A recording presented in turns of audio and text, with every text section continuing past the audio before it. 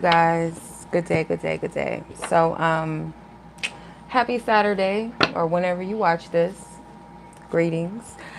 So I'm gonna do like a collective guidance read for you guys. So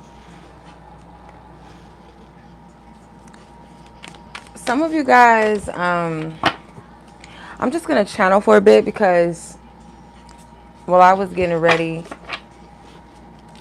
as I was getting ready this morning, I was hearing there's that Rihanna song from the Wakanda Forever movie, Lift Me Up. I think that's what it's called, Lift Me Up. So I kept hearing that same part, lift me up, hold me down.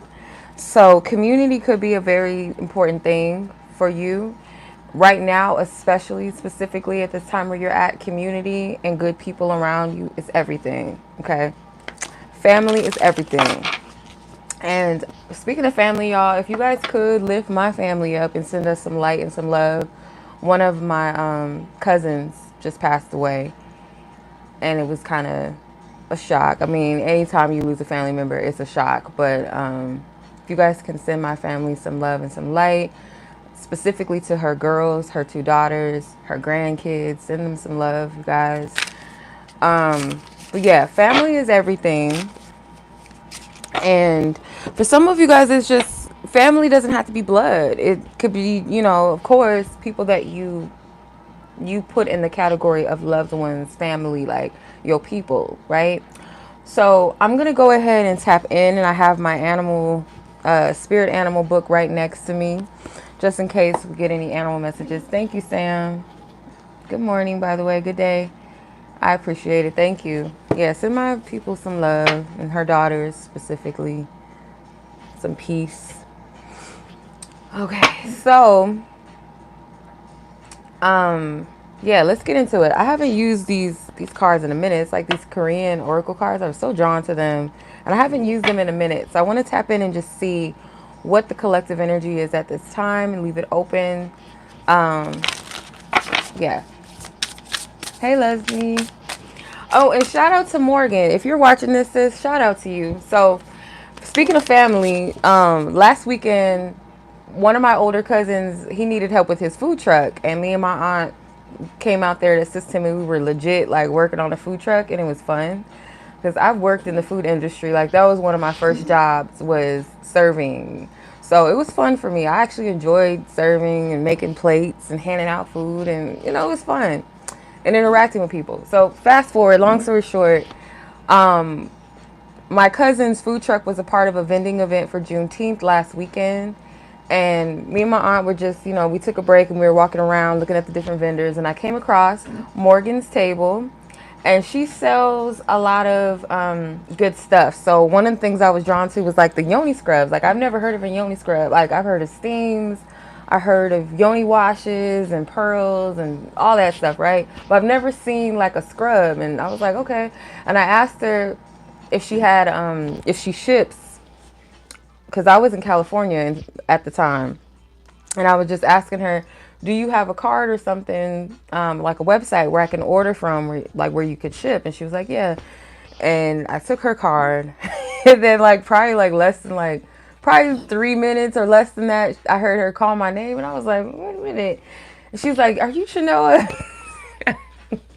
So she recognized me based off of my voice and telling her what state I was in. Because I'm like, I'm visiting. I'm just helping out my family. But I'm not from here. And I guess she put two and two together. So that's crazy. Like, that was crazy. So shout out to Morgan. I'm still going to get some stuff from your website, sis. But yeah, that was just crazy to I don't know. Yeah, thought that was interesting. So shout out to Morgan. If you're watching or whenever you do watch this, hey, sis. That was so divine and just crazy. Hold on, I gotta turn this down because they're gonna get me about this music in the background. Okay. Because Janet Jackson got me in trouble last time. I didn't know that was loud. I can't remember what song it was playing in the background, but YouTube got my ass for that. I do not own the rights to this song that is playing or any other song that might have been in the background. I do not own the rights. Collective. Holy Spirit, I pray for divine wisdom and truth, true prophecy, insight, and clarity. What do we need to know at this time? What do we need to know at this time?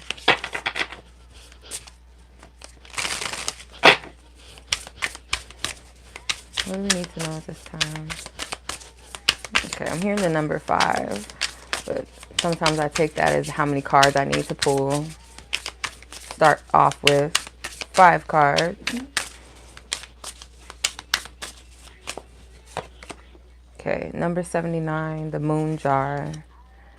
Number 68, 𝗛𝗏. Okay, some of these are like former king. I'm gonna have to use my intuition because I do not have the guidebook on me off top, and some of these have like their own meanings. Number 57, ambassadors from Ming. I was about to say king. And number 62, the turtle ship. It's a lot of kind of gloom energy. So the moon jar, and it's number 7. They have a couple of moon jars in the set. I don't remember what they mean. I'm gonna have to where is the book? Where did I put it? I don't think it's too far. If I could tell my dog to get up for me and get this deck, that would be like wonderful. Because some dogs will be doing stuff, but she's too short. She can't reach the shelf. And then I'm wondering what this card is, because obviously this is like a place. Looks like a place of residence. The former king. Okay, I'm kind of getting a message even just ahead of time. Ambassador from Ming. Turtle ship.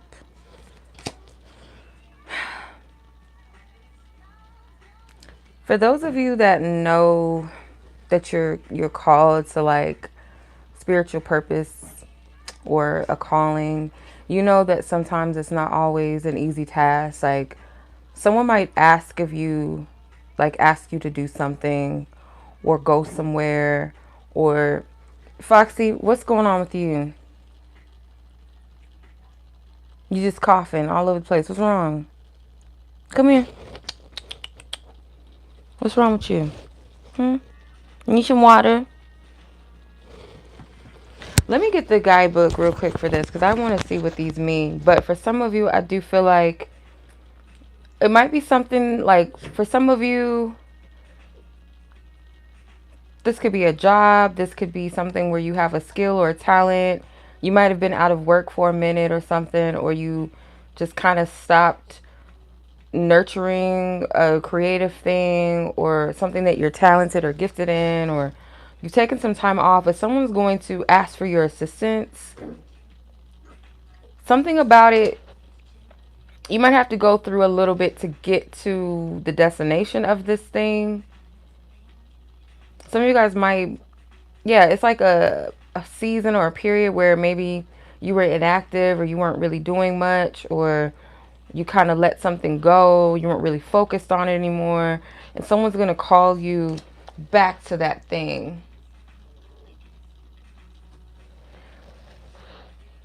Give me a second.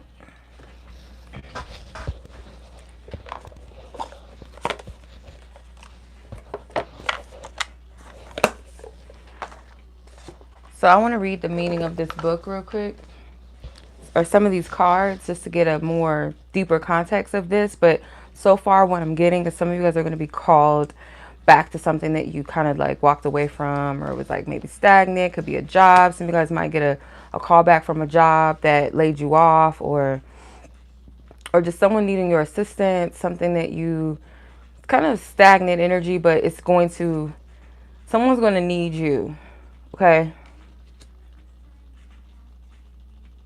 So let's see. I want to see what the moon jar number 7 is. This one's in Korean. I can't read that, obviously. Okay, number 79. They have a lot of cards in this deck. 79 cards. Okay. First off, I want to know, what are the moon jars? Do they even tell you? No, they don't. Okay, so the moon jar number 7, it says the craftsman is now replenishing the fire for the second time. His face is reflected in the flames. It's like the face of an enlightened guru. He is now only praying to the heaven that the porcelains, what? Into what he had put so much effort will turn out well. Okay, yeah. This is something that, it could be anything. Like, I'm feeling strongly like jobs, careers, some type of creative path or something that you had to put down because maybe it wasn't really fruitful, or you lost the job, or they laid you off, or something that Spirit's saying like you're going to go back to it. Thank you, God. Spirit be coming through. I keep hearing this phrase, like y'all heard me probably say this before, but the phrase, like it's like in the Bible, I think he was talking to Peter or Paul, I don't remember which one he was talking to, but Jesus was telling him to cast your net again. Like, cast your net again, because they were like, we haven't caught any fish. And he was like, cast it again. Like, so it's something that it may have not turned out abundant or fruitful in the past, or it could have been like a season of something that wasn't really going well, or it was like kind of stagnant. Spirit's like, don't give up, do it again, try again. Maybe it's a different method, but let's tap in again. Let me read the rest of this. He put so much effort, will turn out well. He probably has done all he could. Perhaps he's reminiscing the past, watching the flames. Could he be thinking that a completed porcelain turns into a true masterpiece only through resignation, just as how it works in life? Next to him, the exhausted officers, tired from waiting, fell asleep and even snoring. The key words: results are coming soon. Dark right before the sun rises. Whatever one has forgotten about is revived. Ugh, I can't make this shit up. Telling you, like, Spirit, I'm gonna show y'all so y'all can see I'm not bullshitting you. Good things will, wait, second attempt is rather more effective. Good things will happen if you do not rush. The longer you endeavor, the more successful you'll be. This page right here, moon jar number 7. You can screenshot that right quick. This is the card that I pulled. Number 7, moon jar, or the moon jar number 7. I want to see what the 𝗥𝗲𝗱𝗆, hopefully I'm saying that right. Anything with, I tried to take Japanese in high school and I just could not. So I know Korean and all the other, nah, no.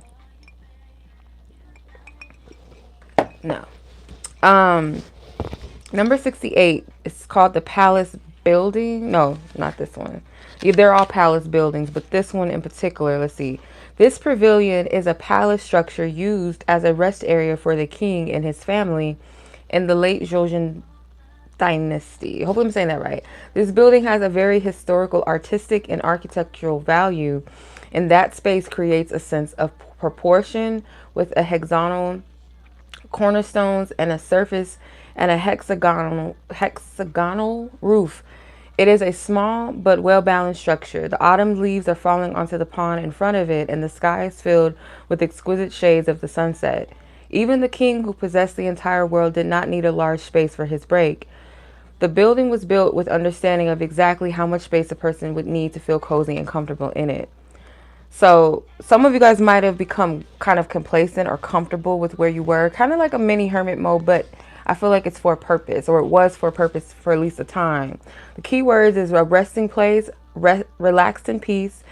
Even though you are not the main character, you're satisfied with your supporting role, giving yourself a break. Get away to a quiet place. Need some secret space. Have to know that you already have everything. So you might have said to yourself, like, oh, maybe it's not meant to work out. That's not for me. Everybody else but me type of drama, you know, that type of thing. And you may have played in the background of certain things because you felt like it wasn't your time. And maybe it wasn't your time for whatever this energy is that I'm picking up on. We're going to get to the nitty gritty of it. And of course, it's not going to resonate with everyone. It's like on the surface of it, it will, but like the fine details of what the situation is, or what the thing is or situation is that you needed to take a step away from or relax from might be different for everybody. But this is this card if you want to screenshot it. So the former king, this could be you for some of you, and it could be someone that was in a place where you felt underneath or beneath. This person's going to need you. Okay, This is somebody that is going to need you again. So some of you, this is a boss. Some of you, whoever this is somebody that you may have felt like you were beneath, like you weren't, or you just felt like you played second to, or you were apprentice of. This person's going to need you. And it might be that they send someone else to contact you or reach you, especially if this is a job thing or something else. Let's say it's like family, like a family member. They might be prideful, but they're going to send someone, you know, to feel things out, or you're going to get a correspondence. I'm getting that. Let me see what the former king means. It's number 1. Let's see.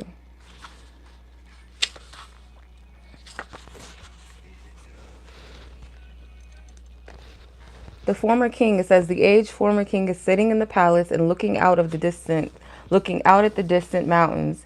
He seems to be reminiscing on the glory days. The mountains are covered with white snow, just as the old king is with his gray hair. He can sit back and spend the rest of his life in peace, but he still has some regrets. We do not know if he is looking back on what could have been, or what have been, or would have been done, or having a remorse on shameful things that have happened in the past. He appears to be living a mellow life, but no one knows what is going on in his mind. The former king is to live the rest of his life peacefully. He has accumulated wisdom and experiences, but he does not involve himself in the state affairs anymore. Any king ought to know when to retire. Those who retire at the nighttime are bestowed with significant benefits, honor, and peaceful rest. Even the king of the jungle, tigers, looks for shelter in the rest and when it ages. Okay. Keywords: reminiscing the past, time to face the reality, time to resign or retire, peaceful time in retirement, clear hierarchy of things, advantages gained by clear commands, story of an old man. The older king represents the highest authority, but actually has very little power. So, could be someone around you that might be retiring. It's all coming together. This is so weird.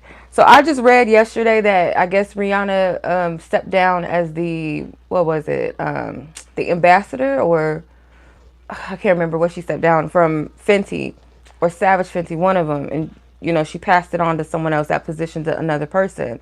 So, someone might need you again.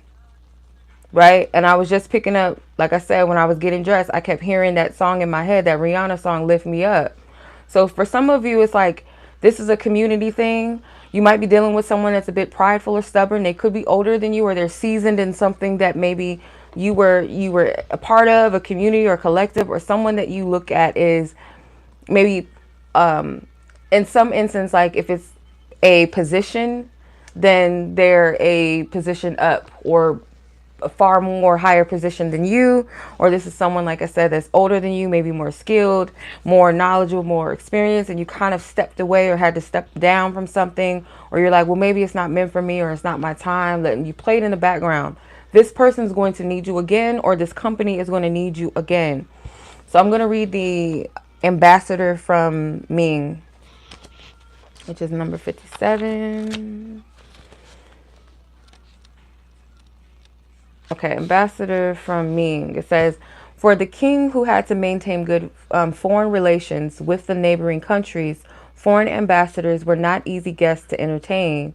Foreign ambassadors occasionally visited the king for the purpose of advancing the interests of their own countries and the position of the rulers. Therefore, they often acted arrogantly and took it for granted that they received with the utmost courtesy. The ambassador getting off of the planquin, hopefully I'm saying that right, and arrogantly looking at a distant mountain is being greeted by a government official. With a displeased look on his face, he seems to have some tricks up his sleeve. He is planning to greet the king and reveal his true motive soon. Clearly, of course, he is only planning to advance his country's own interests. If the king does not respond wisely, he would be forced to accept the ambassador's unreasonable demands for tributes, the burden of which will inevitably be passed on to his subjects. Keywords: may have to take an unpleasant order from others, unreasonable demands from far away, will have met someone you cannot refuse or ignore, schedule meeting, the thief turns on the master with the club, must be suppressed before it turns into a chain reaction, have to be prepared for all scenarios. Even if you have covered all bases, you will meet someone who will make a surprising demand. So this is very interesting. Pay attention to the rest of the message because I feel like, let me see. Don't click off. So let's read the turtle ship number 62. It says, constructed by Admiral 𝗟𝗃𝗃. Lord forgive me, I cannot. Right before the Japanese invasion of Imujin War, the turtle ship inflicted heavy damage on the Japanese military. It is considered the world's first assault armored ship. Even as the lightning strikes the sea, the turtle ship is rushing onward without hesitation, displaying its fearless spirit. Inspired by the shape of a sea turtle, I'm going to look them up. And I knew it was the reason why I got this book. And I remember the tiger was also mentioned. So I'm going to look that up too. Tigers and sea turtles. Anywho, it says, a mystical sea creature, the unique form of the ship, not seen anywhere else in the world, is very impressive.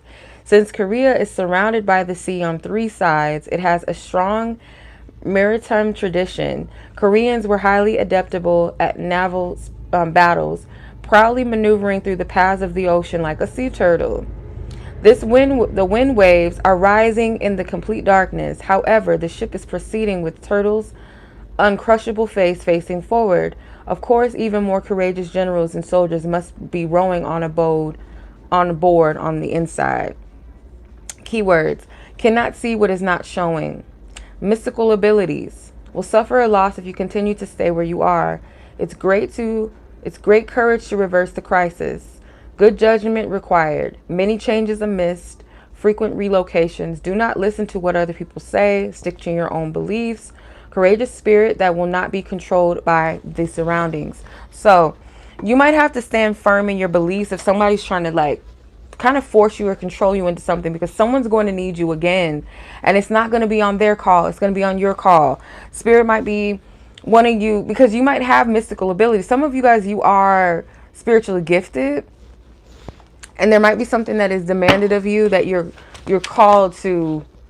Spirit, I'm telling you, somebody is going to need you again. And if this isn't something that has already, because some of you, maybe this recently happened, or this is something that's going to happen. But if it already happened to you, you may have not given this person an answer yet. But somebody that is stubborn, somebody that was demanding of your time and your energy, maybe kind of exploited you, made you feel like you were beneath, or you needed to retreat from this person or this energy or the situation, or maybe a company. Like I said, they're going to need you again. But the way that they come, if they send someone to you, it could be an email, could be a letter for some of you, or a person directly reaching out to you on this person or this company's behalf, or family, whoever this energy is, this person, they are going to need you again. But there's going to be this demand behind it, like on their terms, and Spirit's like, nah, they need you. So you call the shots on that. And I feel it would be best and wise for you to listen to your own intuition here, because I have this feeling that people are going to try to persuade you into something like, oh, you better take it because, oh, they're offering that much. Oh, you better take it. And it's like, no, but I don't want to be stuck in a contract or a bind, or, you know what I mean? Like, listen to your intuition. Oh, let me look up the sea turtle and the tiger real quick, because that came out. Ooh, my son. Okay. Let me see. Might have to, I don't know if it's just a turtle, but sometimes here's a tiger. If y'all want to screenshot Mr. Tiger. Hold on, let me see if I can get it in frame. So they have different categories of tigers. So I'm hoping they have the same for the turtle. So the tiger, oh no, that's the swans, my bad. Oh no, they don't have that. Let me see. Yes, they do. So yeah, here's the second page. I'm sorry. Second page of the tiger.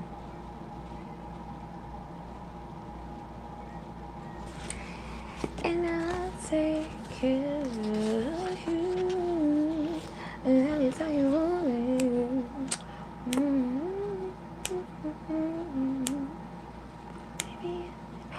Remain focused, be patient, and you'll soon receive a surprise that will help you achieve your goal more quickly than expected. You will soon find a way of healing from a physical condition or emotional disturbance very quickly, followed by a noticeable increase in vitality.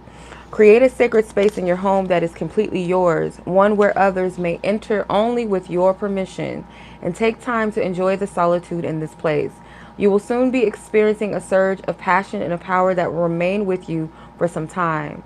Get ready for a new adventure, one that may present some challenges, but will introduce dramatic changes in your life.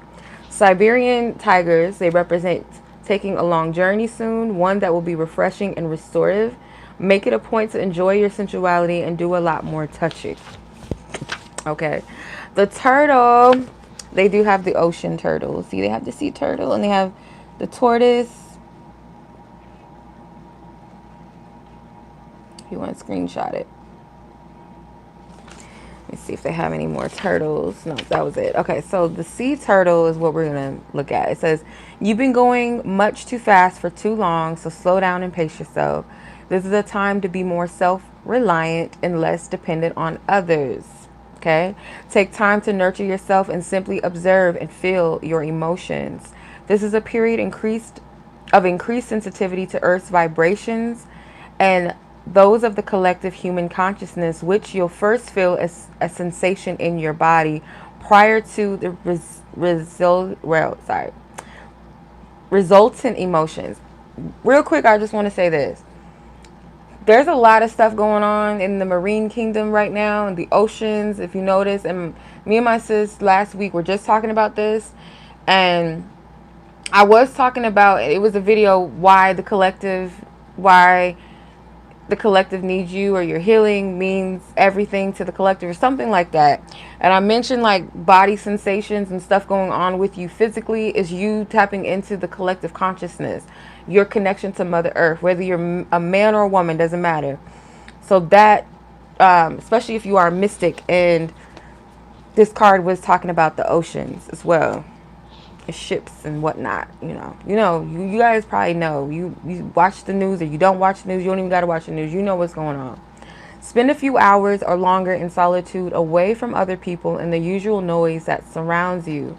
This is a very creative, fertile time, and you need to shield yourself from interferences that threaten to distract you. That was sea turtle. Okay, I'm going to clarify this message a little bit further, just get a little more deeper contents. What's going on? What does this collective need to know, Spirit? Because you're preparing them for something. You're preparing them. Holy Spirit, what is the message for this collective?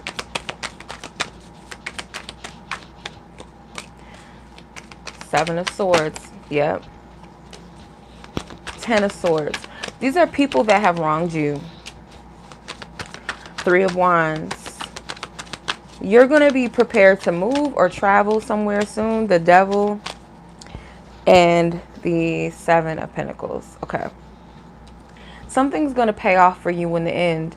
You need to remember that. Something's going to pay off for me in the end. And these are things that you've already well invested your time into, your energy into, your prayers, your desires, your visions. You've already nurtured and watered these things. You've already laid the foundation. It's only a matter of time. But Spirit definitely wants you to keep in mind that whoever these people are coming back, they don't necessarily have the best intentions for you. But as a good old saying goes, whatever the enemy uses to harm you turns out for your greater good. So no matter what this energy is, or whoever these people are that may try to get one over on you, attempt to use you a second time or whatever, they do need you. But this is on your terms, how you wish to move with this. You don't have to say yes to this. You don't necessarily have to say no. But it's on your terms. Remember that. These are people that have betrayed you. You're not in that same energy anymore. So, therefore, they can't pull those same tricks on you no more. This might be a narcissistic person. You see all these serpent energies and coming out of this person's belly. It's like they have all these ties, the soul ties to different people. They may need you. There may be another narcissistic supply that they're not getting, or from other people. They're not able to feed off of another person that they've, you know, discarded you for, or if you walked away from them, they had to go find another level of supply from someone else or other people. And as people are dropping off out of this person's life or walking away from them, they're going to look to you because you might have been their main supply at one point, or you always gave this person the benefit of the doubt, whatever. This could even be your boss that is this way. Anybody can carry that narcissistic demon. It's a demon. It's a spirit, right? People call it a personality disorder. I believe it's a spirit, right? So they're going to look to you, and their motives and their intentions, like I said, are not the best. Okay.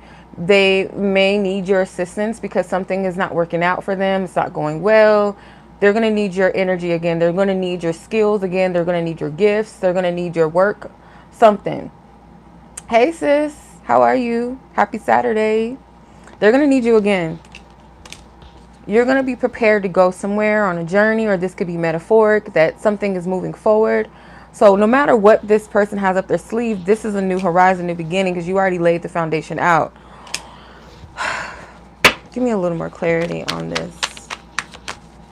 You've learned to defend yourself. You're not the same person. This person has helped you to learn how to defend yourself, how to set healthy boundaries. You're not that same individual that they were able to manipulate anymore. Okay. This person can represent many people, may not just be one person that I'm picking up on. This may be people in your life that carry this similar energy, not just one person. Page of Cups. Yeah, they're always looking for your energy. The Magician. You have a very powerful energy. This person could be a magician as well. They're able to manifest things. They're able to manipulate energies in certain ways. But for some reason, I'm getting like, again, this person needs you. They need your pure energy. Do not have sex with this person. If this is someone that you have a sexual or had a sexual relationship with, they have a lot of soul ties on them.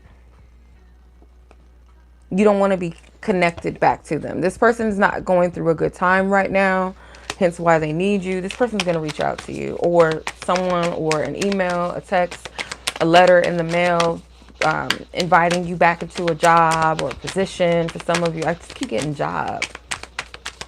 For some of you, these are people. Is it of their highest good? Thank you. Four of Cups. Some of you guys might say no to this. Be like, no, I'm good. I don't need it. I'm good. This is a family member. It might be someone. This is an emotional attachment, or you are emotionally attached to this job, or this something. At one point you were attached to this energy, emotionally attached. So for some of you, it's not going to be easy to say no. For some of you, you're like, for what? What do I need that for? Yeah, some of you guys, this was a romantic energy. For others of you, soon as you're on the up and up and you're moving forward with your life, this person's going to come back around and try to reattach themselves. These are people that you love, romantically, platonically, friendships, whatever. Be mindful of that. And for some of you, you're so engulfed in self-love that you're not even paying attention to any of this, or they're not going to be able to persuade you because you love yourself more than you ever have. You know yourself. You're in tune with yourself more than you ever have been. And hence the Lovers is a Mercury ruling card. So, or Gemini, Lovers, Mercury. Mercury is a planet of communication, social media, social networking. So these can be definitely surrounding correspondences and messages. Let's see what else Spirit wants you to know. And I'm going to close this out. Holy Spirit, what else does the collective need to know?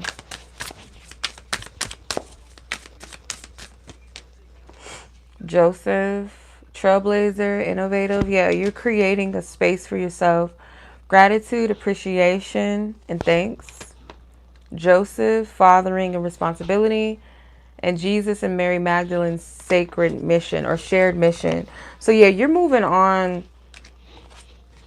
There's something that you're creating that you've paved the way for. And some of your ancestors, your grandmother or grandfathers or great-grandmothers, great-fathers are coming through. They're protecting you. They want you to know that they're making a way for you. Okay, if there's this supportive, protective energy around you as well. So this could be family that's in your life now. Some of you have kids. You could be a father. And your main focus is on your children. And for some of you, your main focus is on nurturing your inner child at this time and learning how to receive again, learning how to believe that you're worthy of receiving good things. And Jesus and Mary Magdalene is that for some of you, the reason why you're not going to be able to go back to where you came from is because you have a shared connection or mission with someone else that's coming into your life. Okay. This is a gentle spirit on both ends. This is a connection. Oh my God, I was about to cry. Just real quick, like, you know how you feel that little pull that start, you get the Kim Kardashian cry face. It's the ugly cry. No, we ain't doing that. I just got this revelation about something the Spirit showed me, or told me, but Jesus represents redemption, right? Redeeming something, right? Savior, right? And not to say that for those of you that are women or heterosexual women or males that represent feminine energy, that the person is going to save you like you need saving, like you're this hopeless being. But this is someone that's going to redeem the time that you missed, the love that you didn't receive in the past, whether it was childhood, whether it was past lovers, friends, people that did not appreciate you. This person is going to redeem that lost energy and be that gentle space for you. And all I've been tapping into and telling God, and I've been seeing these memes and these posts everywhere about a man that is a gentleman. Not that they're weak or they're punk. They know how to operate in their masculinity, but they are gentle. They're loving. They are a safe space. They're not going to yell at you. They're not going to cuss you out. They're not going to make you feel confused about where you stand. They're not going to be cheating on you with this one and that one and choosing you as an option and keeping you on the side. This is a gentle man. They know who they are. They know where they stand with themselves. They care about you. They want you to feel safe and secure. This is not going to be someone that ever switches up on you. They come in love bombing and the next minute they're another character, or they just use you for sex, or they just use you because they wanted to take from you, or they thought that you were weak, or they thought that you were annoying. So let me try to play her. Let me try to get one over on them or whatever. This is not that type of love.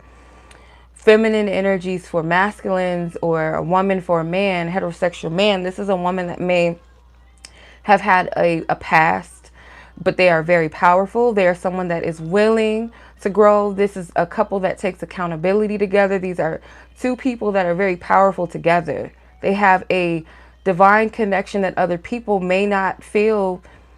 They may not understand, or they may feel left out because you guys are so in tune with one another that the world almost feels like they're shut out of this little inner circle that you two have together.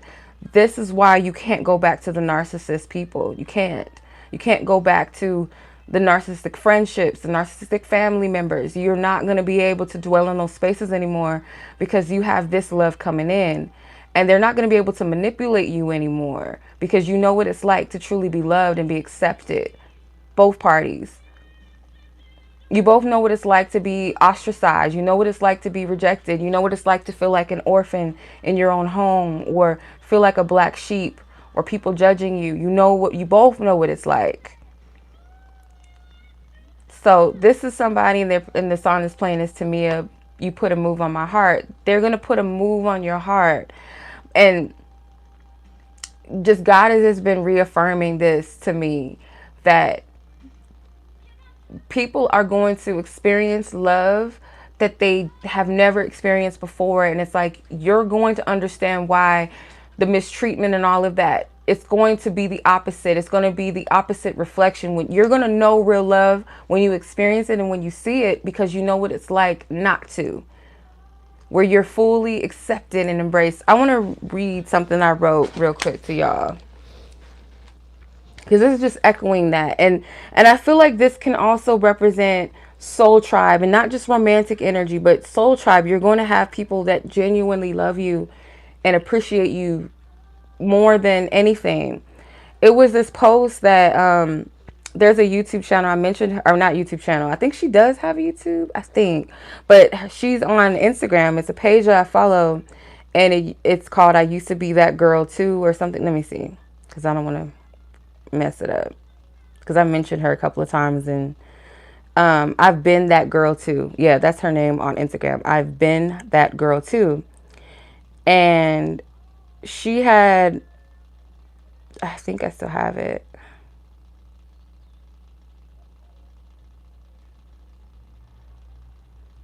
Let me see.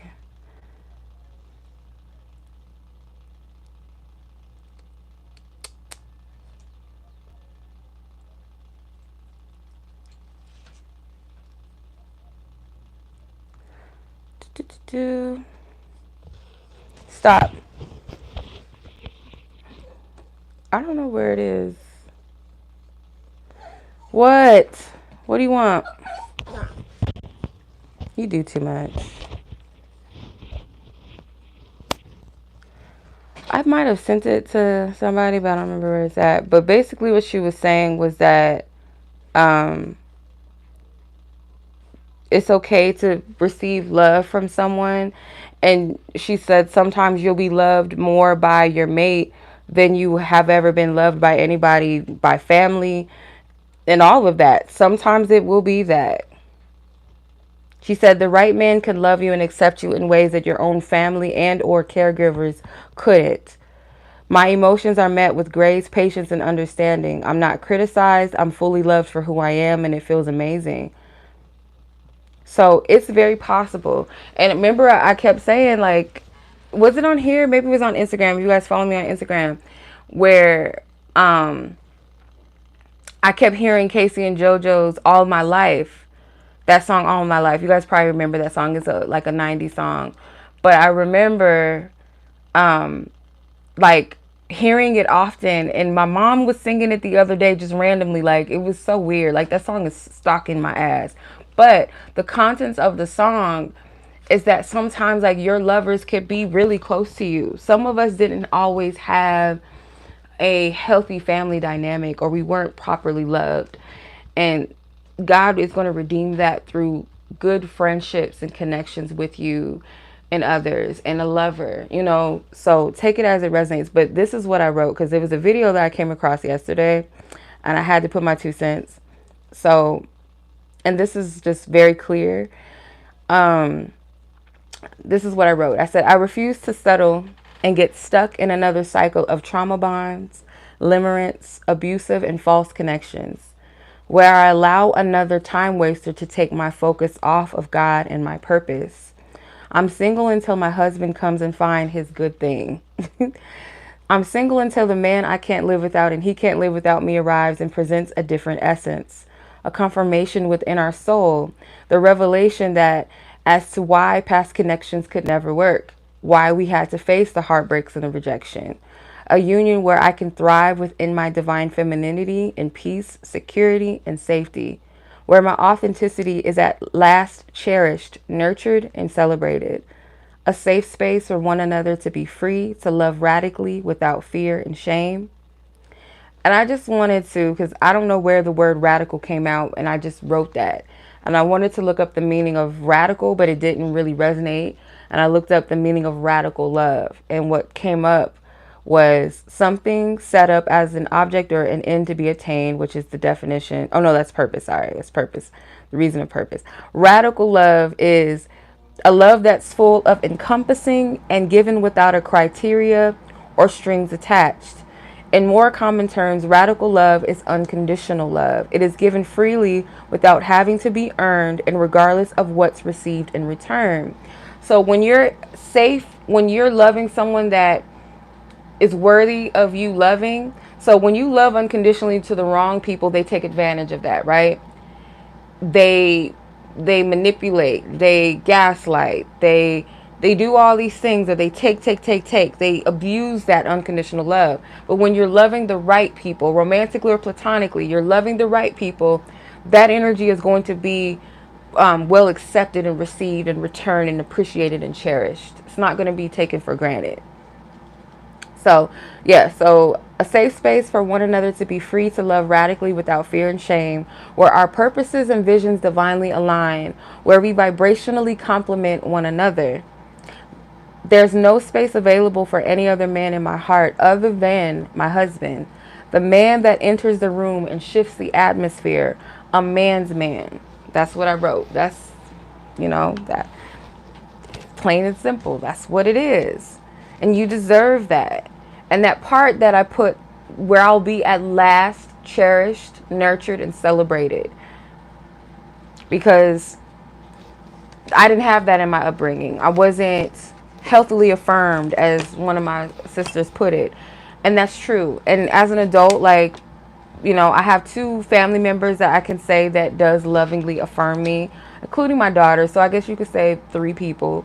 But I have 3 family members, my blood, that has lovingly affirmed me and checks in on me and makes sure that I'm good and is loving towards me. We say, I love you. But that's not something that I was accustomed to growing up. That's not something I had. And it's not just me, but other kids in the family. Like, that wasn't something that we were used to. And so I became kind of addicted to abuse unknowingly, where I would play in the kiddie pool with people when I wanted to swim on the deep end or swim in the ocean level. I would kind of just kind of settle for kiddie pool level connections where people were not emotionally available or emotionally mature or emotionally just avoidant. They didn't have anything to give, or they were narcissists where there was nothing there. And this goes for friendships as well, where I would attract a lot of narcissistic girlfriends too. Hey sis. Yes, it was Tori that said that I was not, and it's true. It is a true thing. I was not lovingly affirmed as a child. And all children need that. We're seeds. We have to be nurtured. We have to be watered to grow. We have to be put in healthy environments, positive environments to thrive and to grow. And some kids don't have that. My parents did the best that they could. But it was just a lot of toxicity in different family members that I, were around. But I was addicted to trauma bonds and connections because that's all I knew growing up. I never saw healthy, loving exchanges, or never, I didn't experience that love. And it's, starting with the mother of the head of the household, the family, the matriarchal figure. She has a lot of trauma. She didn't know how to affirm her kids, her grandchildren. You know what I mean? So kind of something that we have to break. And I feel this generation that we're in now, we're learning how to break free of our traumas. And it's really about accountability, because I can easily just sit up in here and complain about it and be like, oh, well, that's just how I was raised, so I'm going to stay that way, or I'm going to stay in these toxic connections, or this is all I deserve, this is all I'm going to receive, or I can be an asshole and treat everybody like shit because I was treated like shit. So people, it's easy to do that, to blame everybody else and take it out on everybody else. It's easy not to take accountability, but I rather not, because I want the opposite end. I want what I know that I truly deserve and I'm worthy of, and is my birthright, is to experience healthy connections, healthy relationships with people, and especially myself, healthy family dynamics. That's something that I want to make myself available for. Anything is contradictory to that does not align with it, it doesn't feel right. I don't want it in my life. It's not good. You know what I mean? So we have to make ourselves available. I don't know if I'm gonna post the video here, but it's Dear Future Wifey podcast. This woman, I seen like a clip of what she was talking about on an Instagram reel, and I had to find the rest of that video. I'm like, I gotta hear what the rest of what sis is saying. So she was going in, and one of the parts that really stood out to me, what she said, was that the enemy knows our love language, knows how we love and what we want, like what we want in love, and it exploits our traumas, and this is why we're attracted to the same man or same woman, that spirit within a different body. It's the same spirit, right? And it keeps you stuck.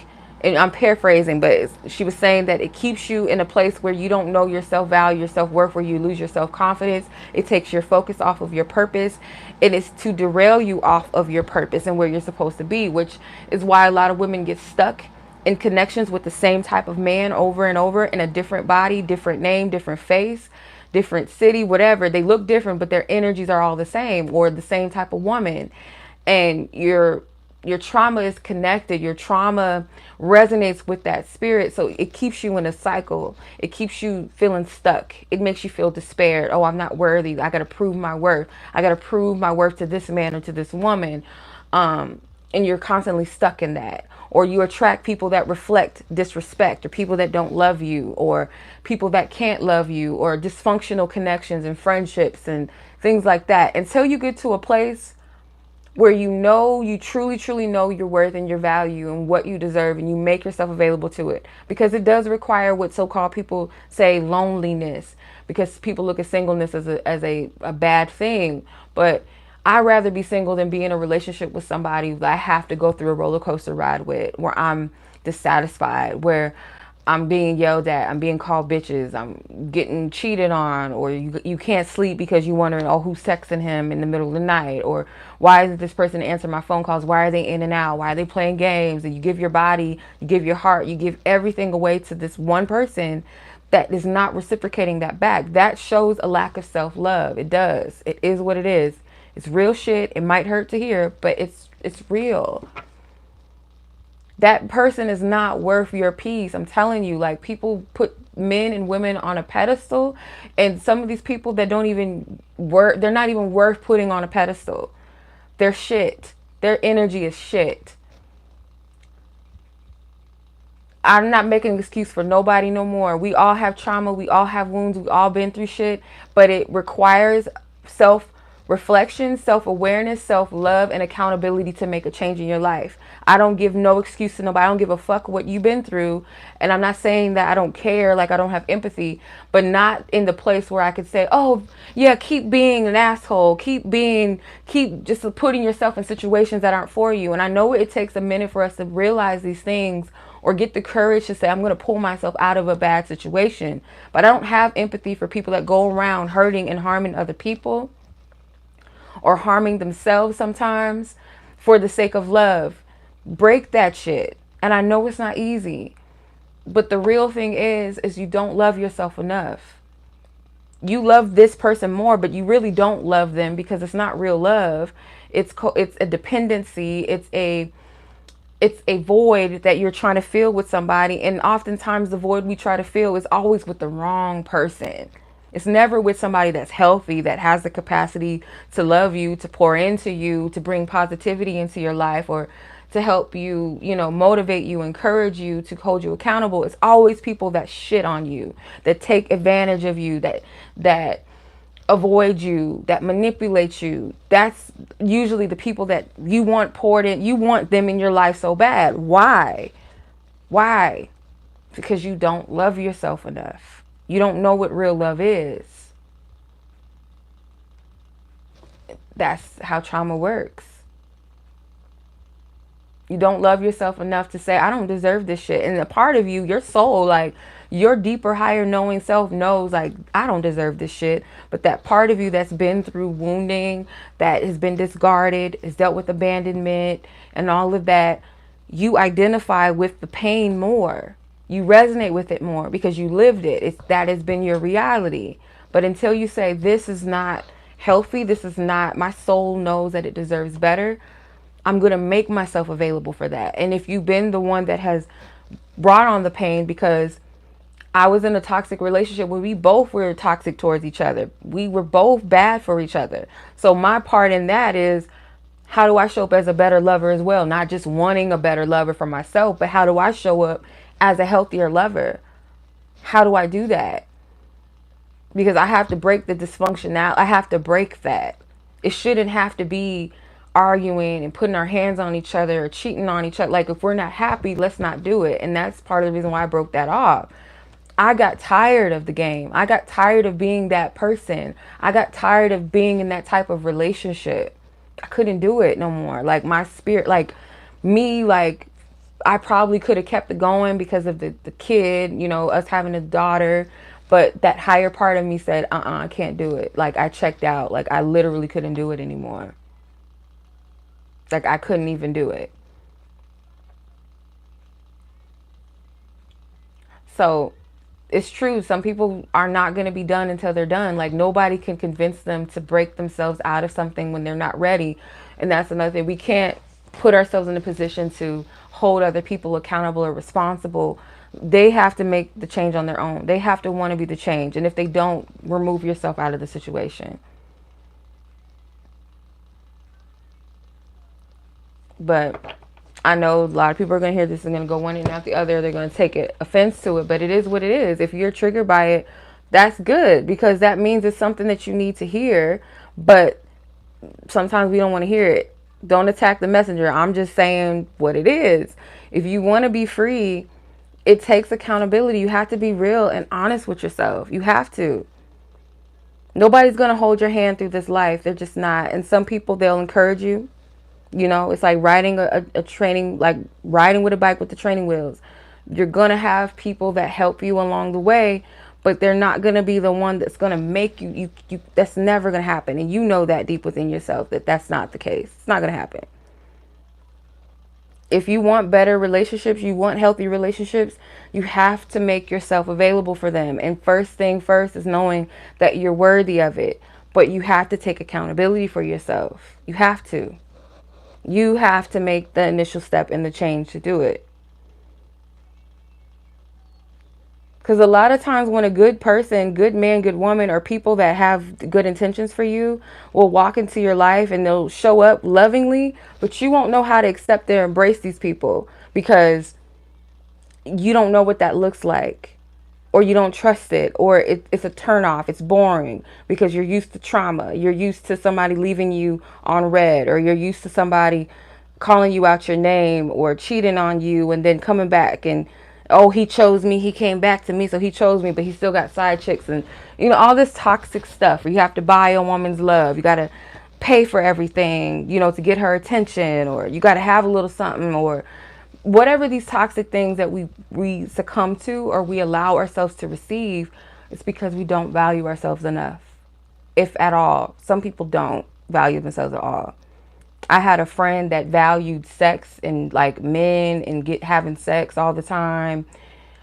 She was even being abused to the point where she almost got M-word by this guy that she just couldn't leave alone because she was addicted to the sex. You don't love yourself. You love something as external as that, like a orgasm that you can get with any other man. You can get from a man that's worthy, that's trustworthy, but you want to get it from somebody that's putting their hands on you, trying to take you off this earth. Like, that's sickness. That is sickness. And I had to get the fuck away from that girl because she didn't give a fuck about herself. She did not give a fuck about me. Put me in some dangerous situations. And I've talked about that situation before. But that, you don't love yourself.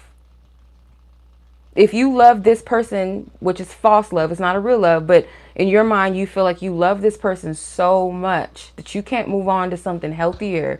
Or some people don't even know how to let go of somebody that doesn't want them anymore.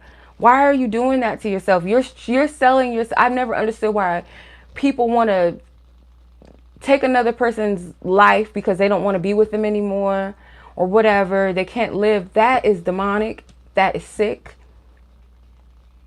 Oh, if I can't have you, nobody. That is sick. Like, go where you're wanted. I don't understand why people just, and this is what I learned about rejection. Like, sometimes it's protection and sometimes it's not meant. Like, why do you want to be with someone or something that's not meant for you, that may not, they may be a good person, they could be a cool human being, but if they're not your person, they're not your person. Why wouldn't you want your person? You're fixated on an ideal of what could be, and oh, I feel like we could be good together, or I like this person so much, even though it's not working, or this person's not good to me, that you won't make yourself available for someone that is for you, that is perfect for you. I don't get that about people. I don't get it. Move the fuck on. You can't make somebody love you. And I know it sounds so harsh, but you can't make somebody love you. Especially people that don't have it to give to you, or people that are not equipped to love you. Some people are not, you're the type of energy that you have. Some people may not be able to keep up with it. They may not understand it. It's not meant for everybody to be in your life or to be who you want them to be. That's fucking selfish. That is selfishness. And a lot of times we're not in love with people. We love the idea of them. We love the idea of being in a relationship, or we love the idea of just saying, oh, I have somebody, or I like this. And then when you get in it, you're not going to be happy or complete because that's not your person. So you're constantly being met with opposition, ups and downs, in and outs, or rejections. That's not for you. So whoever is rejecting you or seemingly rejecting you, that is a clear indication that that's not my person. That's not it. That's not it. I'm moving on. Go where you are going to be celebrated and loved and cherished for who you authentically are. Not a facade that you feel like you got to put up. Not a personality or change something about your physical appearance or your body or spending more money on somebody or lowering your standards or knowing damn well you want to be in a relationship but you're settling for a situationship because you want this dude or this woman so bad. That is a lack of self-love. I'm sorry. Like, would you rather me tell you, oh yeah, wait, he's just scared? And that could be the real. Somebody could be scared to love. But how long, how much grace do you give a person to be scared and not approach you? If they're not the person that's equipped, because I don't know about y'all, but I've overcome a lot of fears because I wanted to. When you want something or you want to do something, you're gonna step up. So a person, oh, he's scared and oh, they're this and they're running. Nah, you're not the person. So move on. That's not for you. We put people on a pedestal above ourselves, and that is the most unhealthy shit ever. And I know it because I've done it a lot. And I look back at some of these dudes, I'm like, this nigga ain't shit. And I'm being real right now. I usually say ninja to censor, but he's like, what am I crying over? And I look back later and be like, I was putting glitter on them. I was putting glitter and gold all on pieces, like men that weren't worth it. I made them glamorous in my mind. I made them that in my own idealization of that man. And they weren't that. They just weren't. And it takes away your time that you could be putting into other things, being productive, being purposeful, loving yourself, enjoying your life, or making yourself available for another man or woman that is available, is ready, does genuinely like you and genuinely want to get to know you. Why are you wasting your time on people, places, or things that you don't belong? Why?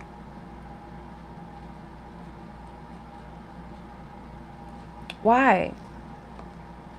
Why wouldn't you want something or someone that wants you? And this goes for friendships as well. Like, I've had to remove myself from friendships where I knew I wasn't being loved, where it was just competitions and it was one-upping each other and it was, little sly comments and just using me for, oh, you're just readings and you're gonna help me with my readings, and oh, it's all about men, and oh, this one and that one, and competing over stupid shit like that. I don't want that no more. If I can have a friendship with people that I could be my authentic self and them love me, we celebrate each other, and it's not a fucking competition or you're just using me for my advice and my cards or whatever else you're using me for.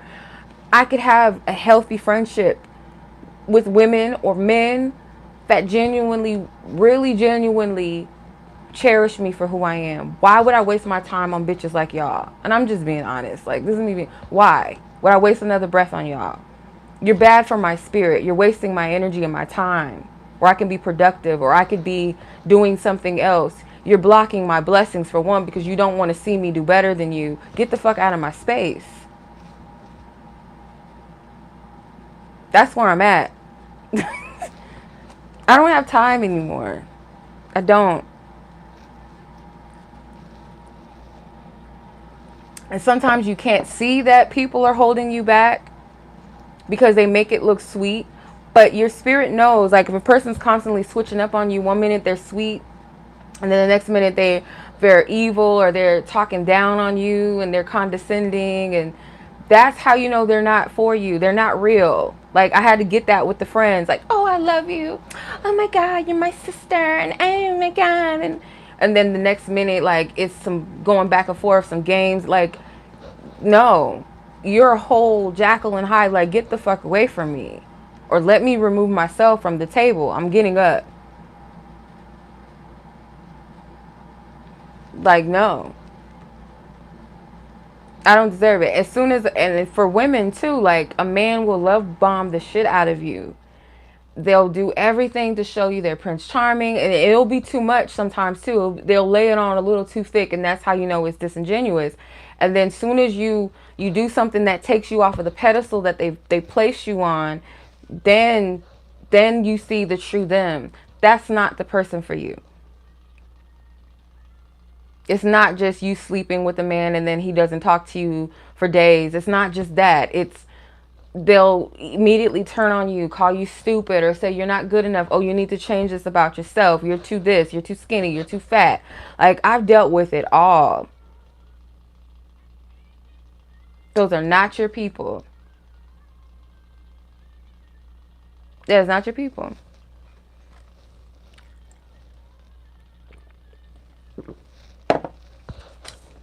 Don't say your sis never told you nothing. Because I know sometimes my message can come a bit crash to some people. Like, oh, you're so insensitive. Oh, you're so mean because you guys are so used to love and light. And, oh, just wait. And this person loves you. You're so special. And this person's not going to be able to live without you. And you're used to all that shit. And you stuck 5 years still waiting on some dude that's not coming around. Because you don't believe you deserve better. And what the fuck is a general reading going to tell us? I mean, it might be some things, of course, there's going to be some accuracy in some of these things, but at the end of the day, outside of the card, you have to live your life. You still have to live your life and be practical with these spiritual things. Balance them out and weigh them in a balanced manner. Don't put all of your faith and hope into these cards or us readers and seers and even prophets or whatever's your thing, whatever you want to title label it.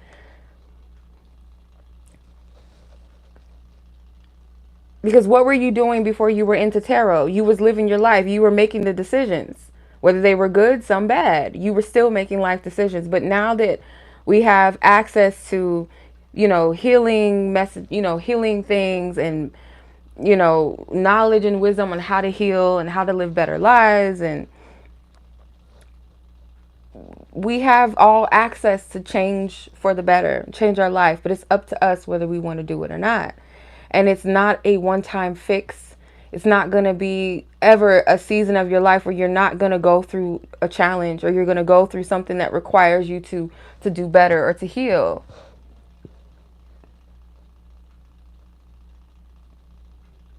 It's going to take work. It's going to take dedication. It's going to take patience and compassion with yourself, because you're not going to always like everything about yourself or where you're at or what's happening in your life. You're not always going to be happy with other people, and people are not always going to be happy and pleased with you. But that is a part of life. But when you make yourself available for good things and you know when to get up from the table and say, this ain't for me, I'm good, I'm not doing this anymore, and you shut those doors completely. And to lie to yourself and say that you'll never care about these people, is even some of these friends I have to cut off, or some of these people, the men and stuff, I still have love for them. I don't want nothing bad to happen to these people. Like the friends or my exes, whatever. I don't want anything bad to happen to them. But I just know it's not for me. And I have to remove myself. The love will always be there. You'll always be like, oh, I hope she's okay, or I hope he's doing well, or whatever, right? But you have to know what you're worthy. You have to make space. You don't want to have some type of somebody filling that seat. You say, oh, I want, why don't I have good friends? Or why don't I have a good man or a good woman? Why am I still single? And because you probably got somebody sitting in a seat that's meant for somebody else. That they don't even have the ticket, that number on their ticket, that's not their seat, but they sitting in that seat anyway, because they get a better view of wherever they're at, right? They're getting perks of sitting in that seat that's not for them. So they're taking advantage. As long as you let that person that ain't supposed to be in that seat sit in that seat, they're gonna milk it. Get out of the way. Excuse me, this seat is for somebody else. That's how you got to look at it. There is another metaphor that came to me when I was doing a reading for someone. I was telling her, like, you have a tendency to, and I feel like a lot of us women, or maybe even men as well, but women, we have a tendency to have a vision of what we want. the type of mate that we want, energetically speaking, not so much physically, but maybe some of it, but like energetically, essence wise, the type of character, the type of mate that we want, we'll look at a man that kind of fits the criteria, or we think we can see the potential, or it might be something superficial such as, oh, but he fine though, oh, but you know, he got this going on and this and that, and he's talking that good game and he's doing this. Well, we'll take that tuxedo and try to dress him in it. He might be too tall, he might be too big, he might be too small for it.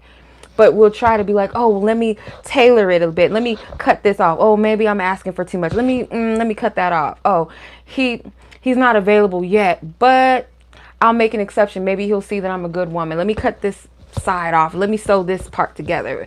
Like, you try to readjust, restitch something that you already set the tone. So let's say this is an Armani suit and it's perfect, right? And I know sometimes we need alterations on things, but it's perfect. You don't take an Armani suit and take it to some seamstress and cut it all up and fuck it up and put different patches and fabrics on it that don't match because you just want it so badly. That's not how it works.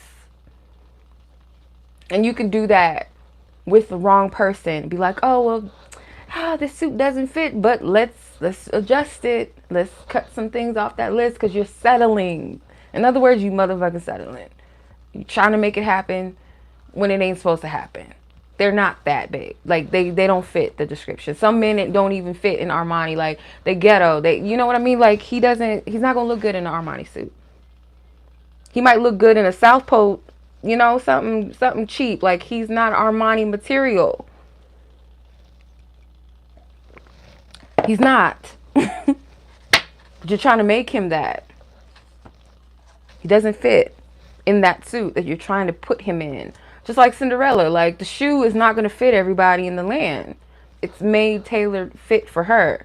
Like, imagine, ladies, because I don't know, some of us got big feet. I wouldn't say, like, 9 is typically an average woman size. Like, size 7 to 9, I think, is an average woman shoe. But imagine, like, if you found the perfect shoe where your feet weren't hurting, where like, some people might have wide feet. Like, imagine a shoe that was just perfectly tailored for you, perfectly made for you, like, specifically for you. And that some man is going around trying to put it on big feet, little feet, all kind of, you know, trying to cramp toes in there and get corns, like, just to fit what he's looking for, and trying to put all these other feet in there, right?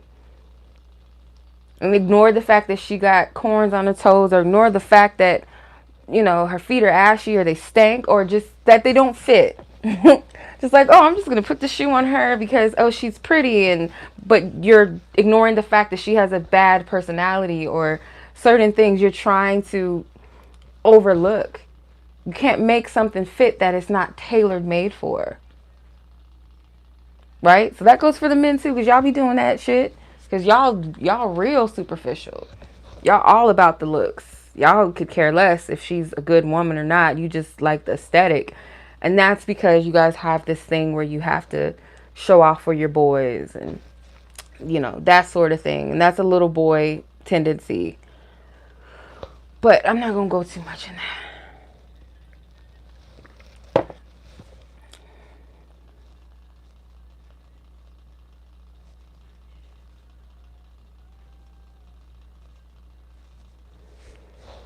Yeah. Yeah, no. So we need to stop playing with ourselves and stop bullshitting with yourself. Literally. Because we all have done it. And I'm not, you know, excluded from this, because, like, I ain't telling y'all no shit that I have not experienced nor witnessed or have not healed from or still healing from. Like, let's keep it real. Like, who am I to, like, say all this shit? And sometimes, like, yeah, we can speak on things just based off of just wisdom, but some wisdom does come from experience. And I'm not saying nothing that I haven't dealt with or come across. I just don't want to deal with the fuck shit no more. And y'all free to take the message, take the game, or keep it going. Do whatever you want to do. You're all adults. You have free will. But for those that's like, guilty, but I want to change. Like, shout out to y'all. But some people just, oh, fuck her. Oh my God, she just thinks she knows everything. And then go on about your business and stay in oblivion. Stay in the sunken place, sis or bro, whoever. Stay in the sunken place. That's where you want to be. Have fun with that shit. You're going to forever complain about, oh, this, and I don't have, oh, why me, and oh, everybody's this, and oh, women ain't shit, and you're this, and you're that, and oh, everybody else. Like, you're going to stay stuck in that. Or you're going to stay crying, oh, why isn't he calling me back? Because he's a dick, and he's not for you, and he doesn't respect you, because you don't respect yourself right now. So he going to keep doing that. Go to the next heifer that's just as available, because they don't care. And that shows you the type of man that they are, the type of woman. They don't love themselves. Like, how do you walk around? This is my thing, because we've been taught ass backwards, where we think that bagging a whole bunch of women or bagging a whole bunch of dudes sexually makes us something, rather than looking at it as, I'm just a fucking, you know, right now in this time of my life, I'm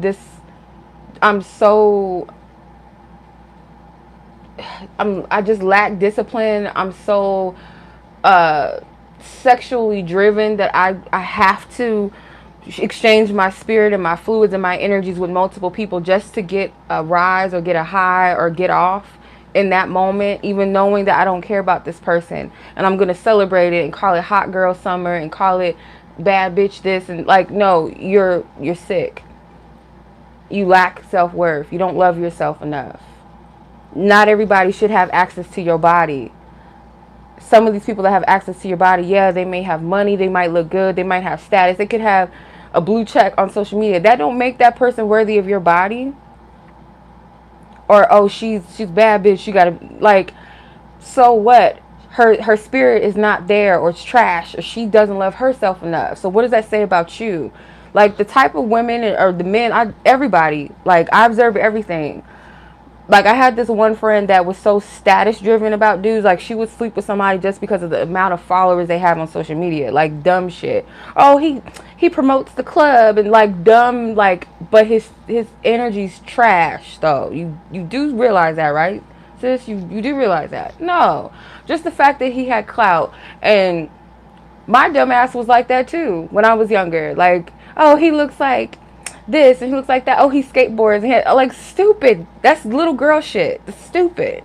But grown women and grown men do this. Men walk around, oh, she got a big ass and she got this and oh, the BBL. Like, you're sleeping with somebody just because of the way they look, but their energy and their spirit is void. There's nothing there. Or they hate themselves, but they paint it with pretty things, big titties and big butts, or, you know, nails and hair and trips and bags and shoes. And then men, it's cars and Rolexes and this and that. Like, who gives a fuck about that shit? If that's what you think is worthy of somebody, laying with them, exchanging your spirit with somebody, then you're not there. You're gone. Like, nobody's home. Like, you're not there. We're so half-ass backwards. Like, character means nothing to some people. How you treat people. Do you even love yourself? And a lot of times, like, and that's why I stopped coveting certain things I see on social media or online, or certain women thinking that they're living the life, when a lot of these women are selling their, you know what? And sometimes I'm not gonna, with this, I don't agree with it, but I'm not gonna shame a woman that has to do what she has to do for herself or for her children. But for the women that put it out there like it's cute, I have a problem with you, because you're selling a dream to these young girls that's the life. And it was this interview with what's her name from City Girls, young Miami, whatever her name, whatever, Carisha. And she was saying that I'm a whore with the W, I'm a whore. And then the interviewer, the guy, I think his name Jason Lee or whatever, he was like, so your little girl, like your beautiful little girl Summer, if she came up to you and be like, mommy, I want to be a city girl, I want to be a hot girl, whatever, right? She's like, no, I don't want that for her. Like, I don't want her to be a city girl. So you're celebrating this proudly, like, I'm a whore, I'm a this, I do this, but you don't want your daughter to live that, because you know that you're fucking wrong, right? You know that. So a lot of women like aspire to that. I don't think that shit is cute. Like I could be like, ooh, her shoes is like her shoes is bad. Like her body is bad. Like I'll look at it from an aesthetic place. Like she's pretty. I like her outfit, but I don't want to be you, because you don't really like yourself like that. Your whole reality, your whole personality is based off of how you look and your materialist, like material things. I don't want to be like you. There's nothing about you that aspires me to be like you. Your money, but not all money is good money. But like that's one thing. Like, ooh, sis, like them shoes, them bags, like, ooh, that's cute, because I like fashion and stuff like that. And I love, like, you know, women that, you know, beauty is, I like looking at it. I like looking at makeup and stuff like that. I'm into that, hair, all of that. But I'm never going to covet another woman again like that, because some of these women have the ugliest personalities, and some of them have the lowest of lowest self-esteem, but it looks cute. They're selling their souls for bags and shoes, likes on social media, cutting up their bodies, mutilating every part of it. I don't find that. I'm not going to label you as a bad bitch. That's not a bad bitch to me. You're a sad bitch, unfortunately. That stuff is not cute to me. It's not. It's not something to be jealous of either for a everyday woman or everyday young girl. You don't want that life. It's not what it seems. And the men don't respect you. They don't. And it's a cycle, because they don't respect the men either. They just look at a man as a bag or some money. And some of them, they do get caught up where they fall in love with these men, and they're never going to have that love that they're seeking, because they're seeking it in the wrong places. In the wrong places. I remember when I was like a teenager, and I was like into the whole video models. Like I loved the early 2000 video vixen look. Like I thought they were so beautiful. Like all of them, they all had different body shapes, skin tones, different facial features and hair. Like they all look different. Now all women look the same. Like regardless of what ethnicity they are, they all have the same look to them. Kardashian look, a Nicki Minaj look, whatever. They all have the same look to them. But back then I used to love that. And Melissa Ford, I thought, was one of the like beautiful. She was one of the top video vixens back at that time. And I remember wanting to be a video vixen until I saw this documentary, and they were talking about what they had to go through. And I'm just like, it's not what it seems. It's not what it seems. You're watching these people go on vacations and trips and shit, and it's not what it seems. Like you're coveting something that's not as glamorous behind the scenes. They make it look really good, but it's not, you know what I mean? So, and the thing with men, because men, I have this, like, they have this thing where, oh, only women want men with money and this and this and that. Like, yeah, in some cases, yes. But women, just like men want someone that looks good, women love stability. We love someone that looks like they can protect you. We want that. But we go sometimes for the wrong type of man, and that protector, that provider that we're looking for is cloaked in bullshit sometimes. So for men, when they go after what's aesthetically pleasing, women, you'll do the same thing, but just in a different way. You'll go after what seems stable and what seems to be status level, because the higher the status, the more you feel like you're going to be provided for, the more you feel like this man is powerful, he has influence. That's what women look for, right? But sometimes you'll get caught up in the wrong person, and that's why I don't get caught up off of looks. Like men and all that, like looking at them and you can tell, like, oh nah, he's a problem. Not every good looking man is a problem. Not every good looking woman is a problem. But sometimes, like, you could tell when a dude is just like, oh no, I don't want no man that thinks he's like a bad bitch. Like that's just out of order. Like you should not be looking at yourself like you a bad bitch. Like you got too many pictures with your shirt off and shit and looking in the mirror and stuff. It's giving sis, okay? It's giving a little bit of like, okay, sis, calm down. We ain't gonna be competing now. We ain't doing that. No. But looks don't really mean that much. Like, cause I don't know about you ladies, but I've definitely fallen in love with people that are not what everybody would think is fine. And that's cool because, like I said, women, we don't really put too much pride into, oh, he's got to be fine. As long as he's decent looking, you know, and he takes care of himself and, like, yeah. But when I was a teenager, I had this thing for Pharrell. So every dude, every black dude that had tattoos, or any dude for that matter, that had tattoos and skateboarded, I was all, because yeah. And another one too, the dude from Blink 182, what's his name? The one that's with the Kardashian chick. I used to have a crush on him too. So any man that had tattoos and was skateboarding and all that shit, that's what I was into. And not saying that every guy that I was talking to or into had to have that, but that was something, that was a thing, right? But when you're just looking at the surface of, oh, she has to have a big butt, or she has to be this, or be this skin tone and that, like, that's ridiculous. Yours was Kanye.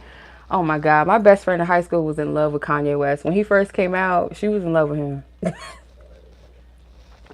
In love, obsessed. But yeah, like, now I want decency, okay? Fine and all of that, like them two cute boys, and especially the ones that they know they fine and stuff, and they just milk it. Like, you don't want to be around that. You don't want that. Like, who the fuck is you? Like, I forgot what his name is. It was a Greek god, where that's where they got the word narcissist from. It was a Greek god. I can't think of his name now, but that's where they got the whole mythology around him for what a narcissist is. You don't want that. You do not want that. Just as you don't want a man that has a poor self-esteem, that feels like he's not as attractive and he's not as handsome as you, to get with you, because he's going to covet you, he's going to idealize you and put you on a pedestal, but at the same time he's going to try to keep you in a low self-esteem as well. Like, you can't do better than me, you're not good enough, you're not pretty enough, you're ugly, you need to lose weight, or you need to gain some weight, you need to do this. Because I had a partner that when I first met him, I was 19 years old, so I was small. Back then, I was real small. It was like a size 7. I'm smaller. I was way smaller than what I was now. And he used to tell me all the time, like, where's your ass at? Where's your booty at? Where's your ass at? And stuff, and compare me to, like, different girls, and, oh, she's thick. And then when I started to get thicker as I got older, then he started trying to, you know, compare me to a family member of mine that is plus size, and was like, oh, you starting to get big like her, and blah, blah, blah, right? Trying to shame me. So nothing that you are and do will ever be good enough for the wrong person. It will never be good enough. They'll always pick at you. And it's to pick at your self-esteem and to make you think that you can't do better than them, because it makes them feel good, because they don't feel worthy of you. So they're going to have to, you know, paint that picture that you're not good enough for them, or for anybody for that matter. So you stay with them. Okay. So you don't want somebody that doesn't have a good self-esteem, because they're just going to drag you down into their bullshit. Nothing you do will ever be good enough for them. Just keep that in mind. But, and some of y'all know this, like, we're not stupid. Like, we might have revelations to be like, yeah, I get it now, but you're not stupid. You know what I mean? And I know my delivery can be a bit crash sometimes. I know it can be harsh and a little too much sometimes, and sometimes it might be sweet, but I don't know. Like, somebody needed to hear it, and I don't want to offend or hurt anybody's feelings, and you know what I mean, but we have to love ourselves better. We have to, because all we have at the end of the day, like, is self. You spend the majority of the time you spend with yourself. Even being around tons of people, you're in your thoughts, you're in your emotions, you sit with yourself most of the time. When you wake up in the morning, usually the first thing that you get up and you think about is, I have to get up, right? I have to do this. You look at yourself in the mirror every day. You are going to be your greatest relationship. And of course, Source God, because Source God is a part of you, is within you. So as you walk around and maneuver through life, you have you first. So your relationship with yourself should always be A1. Thank you, sis. It's full in depth, live in effect. Yeah, all you have is you in the beginning, first and foremost, in this life. And it's easy to externalize your worth and your value off of other people, because that's what we've been taught since birth, that We have to live for the people. We have to show up in the world and be X, Y, and Z. And we can't be too much of this and we need to be more of that. Or, you know, I have to make my parents happy, or I have to be this. And society says if I don't graduate from high school, then I'm a failure. If I don't get married by 30 or have babies by 30, then I'm a failure. If I don't have this type of amount of money. And nowadays kids are being birthed into the social media culture. So if I don't have a whole bunch of followers or views, then I'm not popular. I'm not worthy. I'm not nothing, right? So we, as a collective, for the majority, mold ourselves to the standard of external things and people rather than it starting within the self. And that, like I said, that's one of those things as humans we've been taught ass backward about. Our value and our worth does not start outside of ourselves. It always starts within. Always. And I always remember what God said, that I gave you your identity. I gave you your worth and your value. No man or no woman can take that from you because they didn't give it to you. Therefore, they can't strip you of it. They can call you every name in the book. They can do this and that to you. They can't take nor give your worth or your value. No person on this planet has the power to do that to you. No one.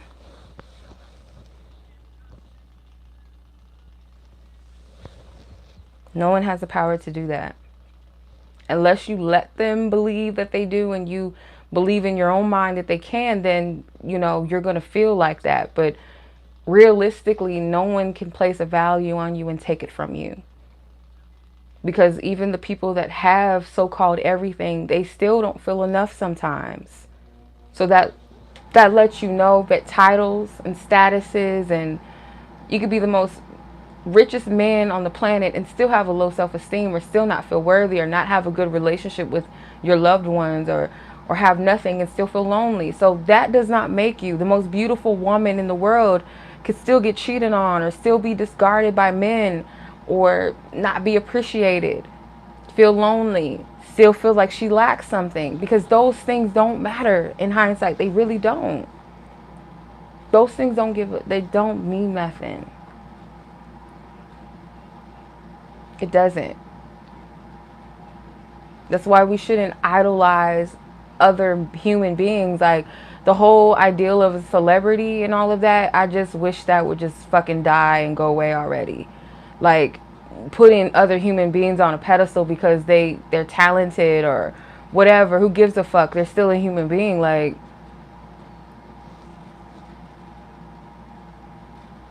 why are you doing that to yourself? Why are you, and it's like you are putting yourself beneath. Like, yeah, these people might be great at their craft. Some of them, a lot of people just like, how you get signed? Like, you whack, in my opinion. Like, how did you get signed? But, you know, for the most part, like the greats, I don't care if it's Prince. I don't give a damn if it's Freddie Mercury. Like, you're not above me. You know what I mean? You have to know who you are and your identity. It's cute to live vicariously through people that, oh, cool. You know what I mean? But at the same time, it's like, love where you are. Your life is worth living. You're valuable.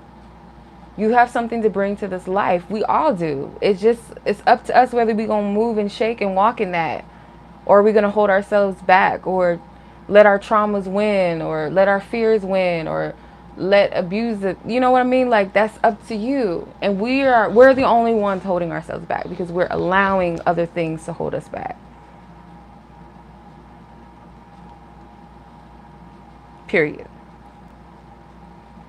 So, your worth is not determined. I don't care if you get the ring. I done heard a lot of people say nothing has changed just because they got the ring. They don't feel any different as a person or as a woman. You still are going to show up with the same things because you carry it. So your worth is not going to be more valuable because you have a ring. Even though they did do a study where they said that most people don't listen to single women, they they'll more so listen to what a married woman has to say versus a single woman. And that's not just like a romantic sense, but like if someone is at a restaurant and, you know, a single woman is, you know, saying something or stating her opinion about something, they're not going to really put too much stock, because again, validation from external things. Oh, a man chose me, so I'm somebody, which is why a lot of people flex and be like, I'm married, or my man. Like, it's an external validated thing.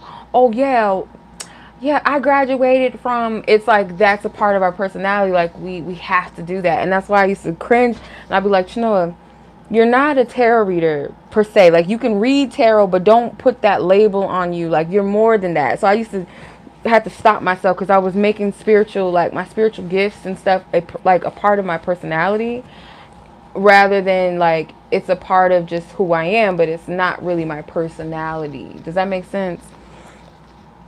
So that whole external validation thing, it's not to say you shouldn't be proud of the things that you're able to do, the things that you've achieved, and you know where you are. But when it's like this thing where you have to other people or something external to make you somebody, your self-esteem is not rooted on the right things. It's not rooted healthily. So that's why, like, when I see certain things, I don't feel that lesser than vibe anymore, because and take this as it applies to you, but the self-esteem comes from the things that you've overcame, the things that should have broken you down, but you rose above it. Your ability to, like, your joy, your ability to have a positive mindset, your creativity, your the way that you love, like those things, just different things like that you can base your self-esteem off of. You know, God created me for this. God created me to be this person, and I have these unique things about me, and you celebrate those parts of yourself. Your self-esteem is based off of your character and things that are within and inside of you. And then it's, you know, the fact that, you know, I can make someone laugh, or I'm funny, or I can create all these cool things, or I have the ability to help people with my gift and this and that. Like, you know, base your self-esteem off of these things, not, oh, because I have a nice body, or because, you know, I have whatever, a car like this, and because my hair is long, and because I'm this, and I'm white, and because, like, all this stupid stuff, like, does not fucking matter at the end of the day. They don't matter. Like, these things that people put on these pedestals and these external things, that is not a healthy self-esteem. So you don't, you know, it helps you to not feel like jealous or feel envious or feel like you're not good enough when someone comes in and be like, oh yeah, I can do this and do that. But it's like, okay, well, what else about you do you value? Certain circles that don't want you around because you seemingly don't have this, or you don't have the quote unquote look. Why would you want to be surrounded by people like that? Oh, you can't be a part of our club because you don't have this and you didn't graduate at this college, and you, like, that stuff is so, it's so lame. Like, you know what I mean? Like, and classism has been a thing for centuries, but it's just like, it's so whack. You know what I mean? It's given high school. Like, didn't we graduate from the cliques in high school? Didn't we graduate from that? Like, this is the so-and-so table and this is that. Like, didn't we graduate from that? You know, it's given high school. But anyway, yeah, this is a long message. I just need to shut it down. Let me shut it down, because we can go a little too deep. I did want to do a love reading after this, but I don't even know if I have the energy to do it now, because I need to stop. I need to shut up sometimes. Like, Lord, let me see. It's 11:39 already? Oh gosh. Okay. Yeah, let me hop my assets off of here. I appreciate you guys. Thank you, Tori, NB, Nick. I'm just call you Nick. I don't know how to pronounce all of that. Leslie, Samantha. I don't know if y'all on here, but yeah. Don't take offense to anything I said. If it triggers you, take it, apply it, and be like, okay, why did this shit trigger me? Probably because I know better within myself is something I need to, check with, I gotta check myself sometimes. Yeah, triggers don't feel good. Just know that. But I hate that word, trigger. Just the word trigger make me triggered. Like, why can't it be called something else? Why can't we call it alert? An alert. Why we gotta call it a trigger? Let's call, that word just, I don't like it.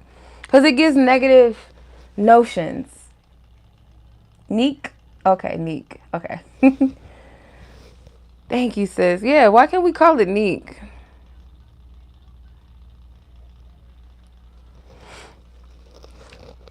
Alert. Let's call it alert. I done drunk up all my tea.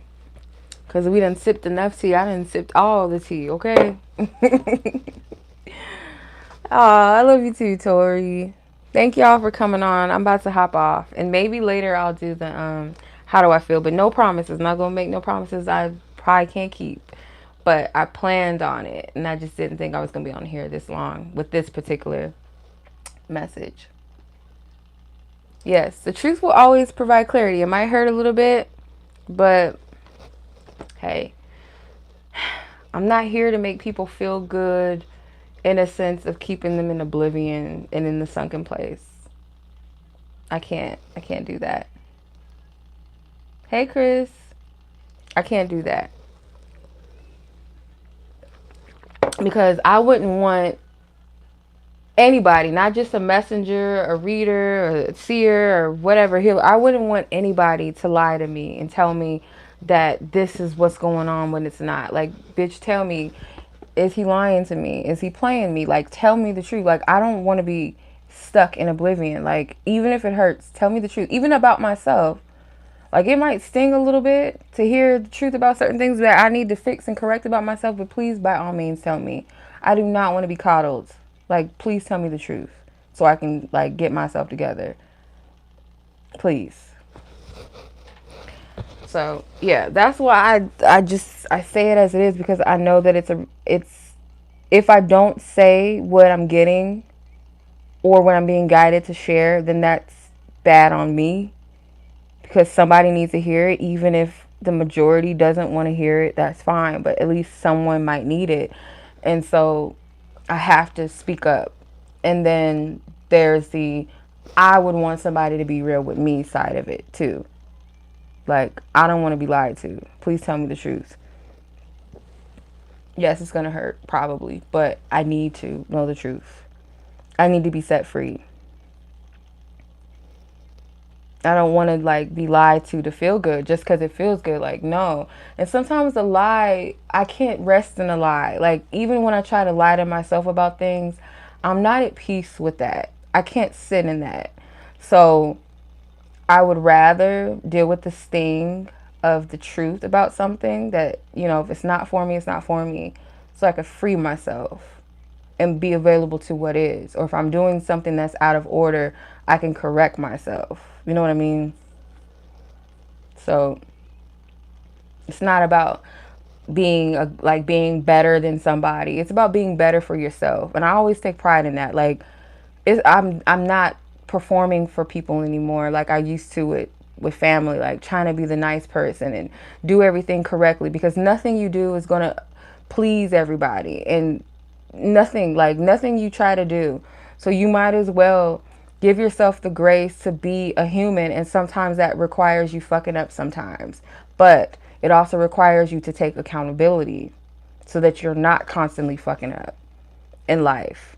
And where you can admit that you're wrong and that you need to do better, or where you can live in your truth and not always worried about what somebody else is going to think about you, and, be this so-called perfect person. Be perfect for you. And even with that word perfect, it doesn't mean flawless. It just means being real and raw and authentic and doing you as you're supposed to do you.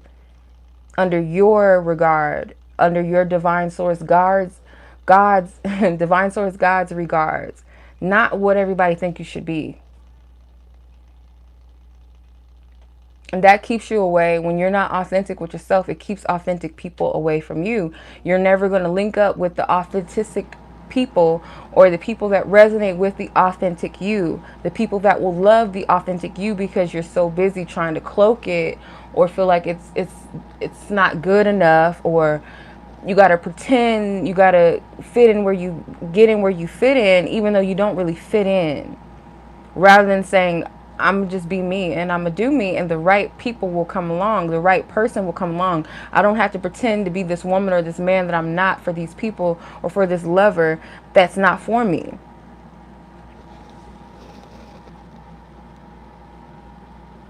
Like, you sell yourself short, and you sell, like, if I sit here and just do pick a cards every day and just talk about love all the time in the way that people want me to, at least, or keep it, tone it down, don't start, talking like this, because people are going to click off, people are going to unsubscribe, then I'm keeping people around that don't necessarily need to be around. They don't resonate with the content. Some of them may not resonate with it because it's just not for them. Or it could be like, some people don't want to hear it because they don't want to grow. They want to stay fixated on a person all the time and what's happening in my love life. That's the only thing they want to focus on. I don't have nothing for y'all. So if that's all that I do, I'm selling other people short that need to hear what they need to hear. Or just be the messenger that God called me to be, rather than trying to be the messenger that is, by, social media standards, or YouTube standards, or Instagram, or whatever, TikTok standards, that is popular, that's mainstream. You know what I mean? Rather than doing what's different and doing what I'm supposed to be doing. Just be okay with being set apart and not being a part of the mainstream, what everybody else is doing and everybody's talking about, and how they do it and how they read, and, oh, you need to stick to the cards and stop doing this, and why are you doing that? Get the fuck out of here. This ain't the channel for you. You're not going to dictate what I talk about. And I used to do that. I used to be intimidated by, oh, why do you do this so much? And you need to shut up. And all this crazy stuff. Or people getting triggered by my messages. I'm not going to shut up. I'm not going to do that. No. You don't have to like it. I'm not going to coddle you over here. It's not going to happen. And if I see something that's off, where I feel in my spirit is off, or it's wrong, or it's dark, or it's demonic, I'm going to call it as it is, whether you like it or not. You don't have to like it. Click off. Go somewhere. Stop watching. Dislike if you like to. Talk about me. Whatever. That's cool. But I'm not going to stop doing what I'm called to do. It's just, it is what it is. Somebody needs it. And I'm not going to sacrifice that, even if it's one person or two people that need to hear it, versus having however many subscribers or views or likes or people liking me. Oh, the fuck well. Because it's more, for me, in my opinion, it's far more sinister to keep people in a certain position or place. And not to say that you have to resonate with everything that I say, because you're not going to resonate with everything that I say. You're not going to agree with everything that I say. And that's not the point. The point is that if I just sit here and try to appease everybody the same way, knowing that that's fucking impossible, and why would you waste your time? That is more sinister than a person that's like, here it is, take it or leave it. If it resonates, it doesn't. This is the message that I'm getting. If it resonates, it resonates. And it may be things that come through that you don't want to hear. That's less sinister than somebody that's just like, here's candy for everyone. Here's sugar for everybody. Sugar and spice. Have fun. Like, so you just sprinkling poppy seeds all on people, and they just in La La Land. There's a lot of people in the spiritual community that need healing, that need help. There's a lot of sickness in the spiritual community, and a lot of it is trauma bonds and love and all of that, and partnerships. There's a lot of people, and men and women, that are in toxic love patterns and situations due to their wounding, due to their trauma, due to a lack of self-love, self-worth. So some messages are detrimental, even if it sounds sweet. And that's what I learned, because I've been there. And I'm not just talking about general readings, because you can't take these general messages to too seriously, because again, it's for the collective. But if you're getting personal readings and you sit down or you get a cold reading, like with someone telling you what you want to hear because they know it's what you want to hear and it's going to keep you coming back for more, then that in itself is dangerous. I've had people tell me, like straight up, if I asked about a specific person, this was back when I was all into the twin flame shit. Oh, is my ex my twin flame? Yeah, this is your twin flame. They're gonna come back. Like, that is demon. That's fucked up. And as humans, and that's why I stopped doing twin flame readings for people personally, because as a human we could get it wrong, and I don't agree with that twin flame stuff anymore, just based off of what I experienced and my opinions.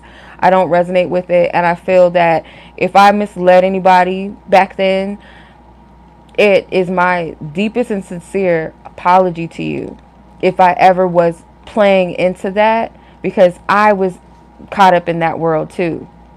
So I might have not been the right person to come to at the time for that. And some of the things you might have gotten very valuable things out of that reading, but the whole, yeah, this is your twin flame or this is not. I don't feel like it's in my place to tell people who their person is or who they not. I can say I get an impression that they are or they aren't, but you know, I try to be careful with that because I know how detrimental it is, and we can hang on to those types of things. And I don't resent anybody that ever told me, you know, certain things in readings, like, you know, "Oh, this is your person." I understand that I needed that, and I needed to learn those lessons. I needed to see the truth of things so I could heal.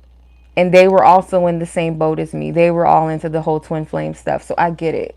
You know, in my opinion, like, that was something that a lot of us needed to heal through. And I feel like people gravitate to the idea of that love because it speaks to the trauma bonds again. It speaks to the narcissistic and empath dynamic too as well. For some people, it's a limerence experience. So it's easier when you're emotionally unavailable, because the thing is when you're not used to having healthy relationships and partnerships. You're not used to, you know, as a child, maybe having that healthy validation. You cling on to things that are kind of fantasy, right? Where you can project an ideal of this being something so magical, so spiritual, so out of this world. And in a sense, we're all one, so we can kind of connect with people in certain ways because we all come from the same fabric being, right? So we're going to find something similar. We're going to have some type of experience, but we can over project those experiences, right? So what you have is a whole bunch of people that are emotionally wounded, emotionally stunted, never had a healthy relationship in their life, where they'll get into a limerent state because they don't have to really show up in it. It's something that they feel like they can't fully obtain. It's something outside of them. It's something where, oh, the runner chaser. It explains away the trauma. It explains away the dysfunction. Like, okay, one minute they're here, one minute they're not. Or this person's not paying me no dust. Oh, it's just because they haven't realized me yet. Or, oh, it's because they're not ready. Oh, it's because they're with the karmic. Oh, you know, all these things to excuse, making excuses for the dysfunction within self and within the dynamic as itself. Some people can have a whole relationship in their own mind that is not even existing. Like, you can project and say, oh, this is my twin flame. And this person may not even know you exist. That's the dangers of limerence. Or this person may not be interested in you in that way at all, but you're still in that limerence, like, oh, this is my person because a psychic told me, or because I had a dream, or it's something that you gotta, I always say, like, we have to be discerning of the information we take in, and even the things that we're believing in or we're seeing. Like, is that really what that means? Are you having a dream about this person because you're obsessed with them? Or this person is wearing a red shirt and you're wearing a red shirt, so all of a sudden, oh, see, that's my twin flame. Like, you gotta ground. And I know, because I've experienced this limerence in relationships with people that I should have moved on from a long time ago, but it's like, oh, well, we talked about this before and he said this, and you know, and sometimes men play on that, and women maybe even, but men like the idea of being wanted and needed and being admired. Men like that. And if you're dealing with a narcissistic person, they're not going to tell you that. Like, I was in a whole limerence relationship with a dude in France, and he liked the attention, but never once told me, like, hey, shorty ain't like that. No, never once, because he liked it. He liked the attention. So you have to discern what you're dealing with. And that's why a lot of people gravitate towards the whole twin flame thing, because it kind of gives validation to dysfunction and trauma and unhealthy dynamics between couples, or a part of the self that can get in that.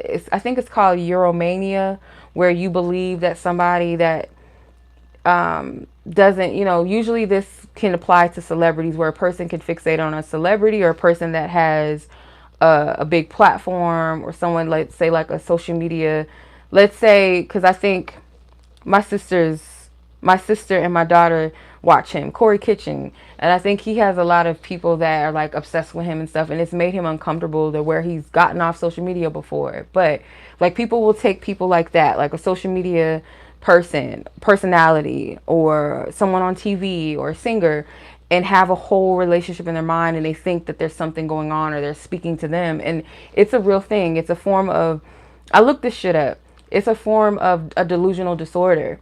So some of that plays in it. Like, that's why I say the whole twin flame stuff is not of God. Like, it's not something divine. I feel like it's something sinister to me, in my opinion. I don't know. It's just something that people get too carried away with. So I cringe every time I hear someone say, "Oh, this could be your twin flame," and that, like, I steer clear from that shit, because I know, like, it's not healthy, in my opinion. Nothing I've witnessed has ever come of good of that. I just don't like it. You know, it's very detrimental to one person's spiritual and mental health, as well as you allowing yourself to make yourself available for healthy relationships. I just don't agree with it. So shout out to people that talk about these things in a way to kind of give people a perspective. Like, is this really something healthy? Is it something really that's beautiful? Or is it something that's speaking to your traumas?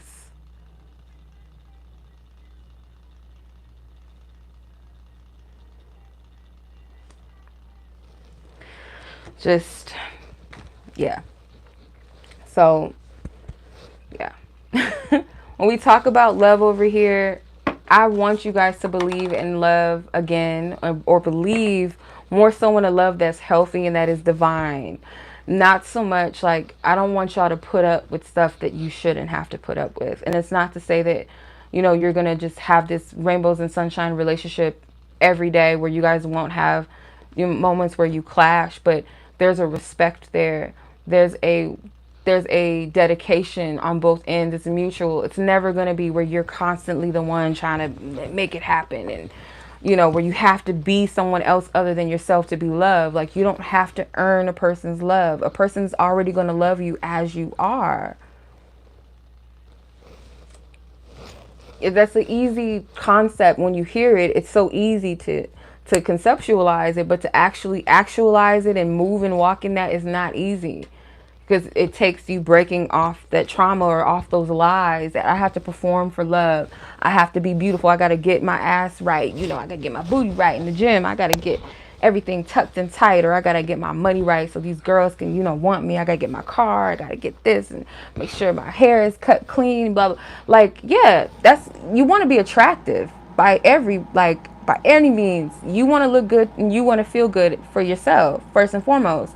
But don't make that the stamp or the marker, because no one is going to value you simply just because you're beautiful. They're going to get bored with you eventually. And then you don't want someone to only love you because of how you look, or be proud of you only because of your physicality, rather than, yeah, me and my girl, we have a beautiful relationship. That's my best friend. Like, we have a good time together. I love the way, we can laugh together. She's intelligent. I'm so proud of her. She's smart. Or I love my husband or my man because he's he strives every day to do better, and I love to see him handle his business and how he treats me. He makes me feel safe and at home, and our kids, everything. You know what I mean? Like things that mean shit. Not, oh, he fine and girl, he got this amount of money. Oh, she bad. Yeah, my girl's bad. She this and she that. Like it's if that's all it is, you know what I mean? That's not gonna get you any value. So to hear that you don't have to earn a person's love, just be yourself, you're going to attract the right people by being you. But as long as you're faking and faking the funk and doing this and doing that that's not authentic to you, and trying to munch off of parts of yourself because you feel like, oh, that's not going to be accepted, oh, nobody's going to like that, I'm going to wear makeup to bed, or I'm never going to show them you know, never going to show this person this about me, I don't want them to see my toes, or whatever stuff that you might have insecurities about. That's not the person for you. That is not the person for you. Can you imagine? Because I was watching this video with this lady that found out that her mom was biracial and she was a white passing woman all of her life, and her husband married her never knowing, or her dad married her mother never knowing that she was biracial. And she would wear makeup to bed, to like whiter foundation to make herself appear lighter than she was. So imagine having to live with a lie like that all of your life.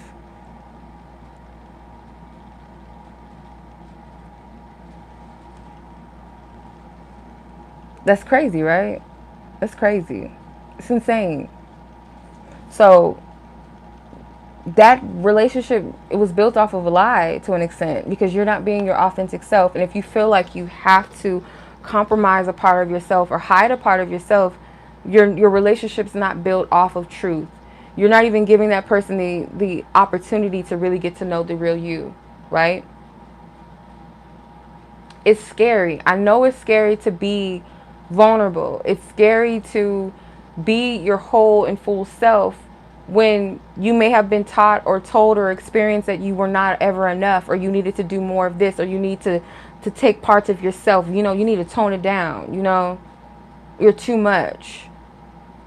You're going to scare men away. Like, no, don't make them think that you're that smart or you're that this, or don't, you know, show them too much of your gifts. Like, girl, like,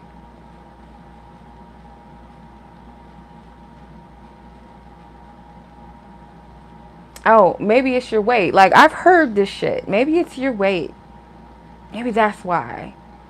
Or you trying to act like you're a goody two shoes. You need to, like, to stop. Like, it's not bad if you have sex on the first date. And in my opinion, like, I've done that before in the past. And this was at a time where, personally for me, at a time in my life where I was not valuing myself, where I didn't think too deep into my future and what I was doing, right?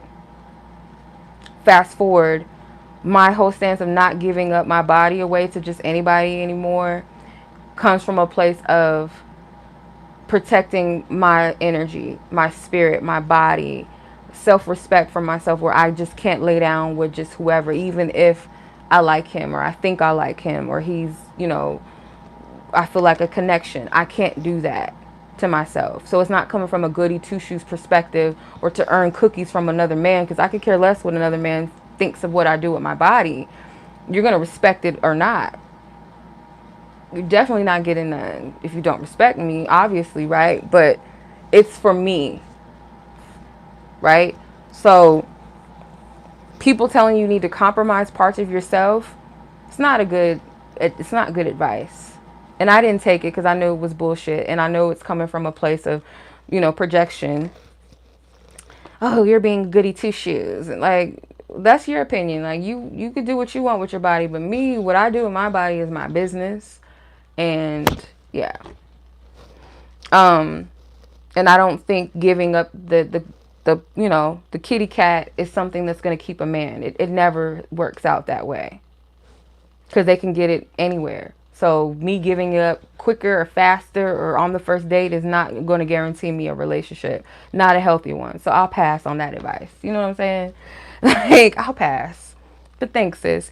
And weight, body weight and all that, like, if it's a real man, they like whatever they like. You could have skinny body, big boobs, no boobs, flat booty, big booty. If a man is into you, they're into you. So you saying, unless you feel like your health is, you care about your health and your weight for you, then that's, you know, that's on you. But to say, oh, because I'm too skinny, let me get breast implants and let me get booty injections so I can get a man, you're not going to attract a man that's worth your time, because your energy is in that desperation and low self-esteem energy, and you're radiating that, and you're going to attract men that only see you as objectified. They're only going to objectify you. They're not going to respect you. They're going to sexualize you and objectify you. And until you say, I'm going to work out and do whatever to my body because I want to, and you feel good and you walk in that confidence, you're going to attract both the dogs and the good people to you because you love yourself. You know, you can't stop attracting dogs. They're going to be there regardless. Some of them may not step to you because they know that they're not worth your time. Some of them know better. Some of them are still going to try it anyway. But a person that's for you is going to love you as you are, regardless of your size. And my good friend, and I think I shared this before, but it really was like, it really helped me to see another side, because I know that not everybody is born that way, to be superficial, or not everybody looks at the outer appearance so much so and is solely sold on that and views people as, oh, you're not good enough because you don't fit the aesthetic, or you don't look, you know, like the universal standard of beauty, right? And I thought it was so funny that they had this whole thing of, and I have to say this, and I know I have white subscribers, so this isn't me coming at y'all, but if you guys can really take a look and step back and hear how demented and how delusional, rather, it is, where someone could say that this is the only standard of beauty and only show you white women as their facial structures are the only standard of beauty. That is brainwashing to young girls and young boys. And I feel like a lot of the times in other cultures, there's a lot of brainwashing with European beauty standards. And I feel like that's by design, to see that one race as superior, which is demonic. And we have a lot of work to do on that. Just that alone has to stop. But imagine that, how superficial that is, to say that this is the only standard of beauty. If you have this facial structure, and it was so strategic that every woman was white in that category.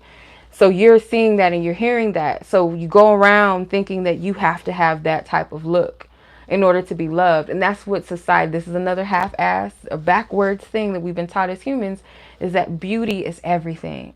Beauty gets you a man. Money gets you a man. Or money gets you a woman. Muscles get you a woman. You have to look like the sexiest man in the world on this magazine, or you have to look like this. You have to look like a Kim Kardashian or Bella Hadid or whoever. This is what people want. So when you see a man that is seemingly what people would call conventionally attractive, he's in shape, he's muscular, you know, he's tall, dark, and handsome, and then you see him with a plus-size woman, oh, he must be gay. Oh, she must have money. Or maybe she was skinny before and he married her when she was skinny, now she's fat. No. How about he loves her? Because he loves her. And he might actually find her attractive. Oh, shocker, huh? Damn. That's weird. Strange, huh? But it's crazy. Like, that's really how people think. Rather than being like, it's two people that love each other. No, we don't think that. The first thing we go to is, what's she doing with him? Like, what? And people live their lives off that. Marrying and dating people just because of what they have or what they look like. Y'all ain't got nothing really in common. You just like the aesthetic. You're just caught up in that. And then you're wondering why, oh, she used me for my money, or, oh, like, you were looking at the wrong things. sorry. And then I'll be looking at people like, do you really want love? I don't think so. I think you want a Barbie doll. You want something you can like play with and walk around with and show off, or a shiny toy, or you just want a ring that you can say, oh, look, girl, I'm married. Like, do you really want love? Do you really? Because I question that about people sometimes. I really do. I really do question that. I really do. And you, like I said, remember this. For the wrong person, you're never going to be good enough. There's always going to be something about you, and then you're like, well, why did you choose me? Why did you approach me? Because this person senses the weakness off of you. And sometimes I do believe that people prey on the weak because there's a little bit of jealousy, and they want to kind of feel better. They want to suck your energy. They see you as easy prey, like, oh, she has a low self-esteem, or oh, he has a low self-esteem. I know he'll pay for my money. I know he'll buy me a bag, or he'll fly me out, or he'll do all this for me, or I know that she has a low self-esteem. She'll let me do whatever to her, because they have a low self-esteem within themselves, right? Their whole value and worth is based off of a system of superficial things. So they don't value anything internally. They only value external things because that's the only thing they feel like they have a grasp on, right? So they'll go to a person that does have something about them, but they don't know that their value. They don't see their value. So this other person will come in and just take, fuck with their mind and their head, and use them and abuse them because they get a kick out of taking your light and taking your love because they don't feel it within themselves. So that's why they approach you. So I was never enough for any of the men that I talked to or dated. I was either too skinny at one point, or too thick, or I know too much and I shouldn't say everything that I know, or I was too dark skinned, or I wasn't dark enough. I didn't have the Afrocentric look enough, or I didn't fit into, because some of the guys I would talk to, most of them, I don't know why it was always this way. I don't know if it's a black man thing or something. I don't know. I ain't trying to get on that. But they have this thing where you have to look European-like. So it would, majority of the time, they would want somebody that was biracial. Like, physically, phenotypically looked biracial. So I wouldn't fit the bill for that. And then for some of them, again, like I said, if you didn't look like Lauryn Hill or whatever, you didn't have the dreads and all of that and the afros, and then it wasn't enough. So you'll never be enough for the man that's not for you. And that's the beauty of it. They're not fucking for you. If you're not enough for them, or you're too much for them, that's not your person. Same for men, women, heterosexual, whatever, gay. You're never going to be enough for the man or the woman that is not for you. The person that is for you, believe it or not, because I know it's hard to believe because you've been used to dimming your light so much, or questioning everything about yourself because you got people around you that nitpick and poke at you because they don't want to fucking deal with their own selves. Because a lot of times when these types of people are like, oh, you're not good enough, or you're too much of this, and this is it. These are people that don't even look at their own selves in the fucking mirror. They don't like their own selves, right? So who gives a fuck what they have to say? The beauty of that, again, they're not for you.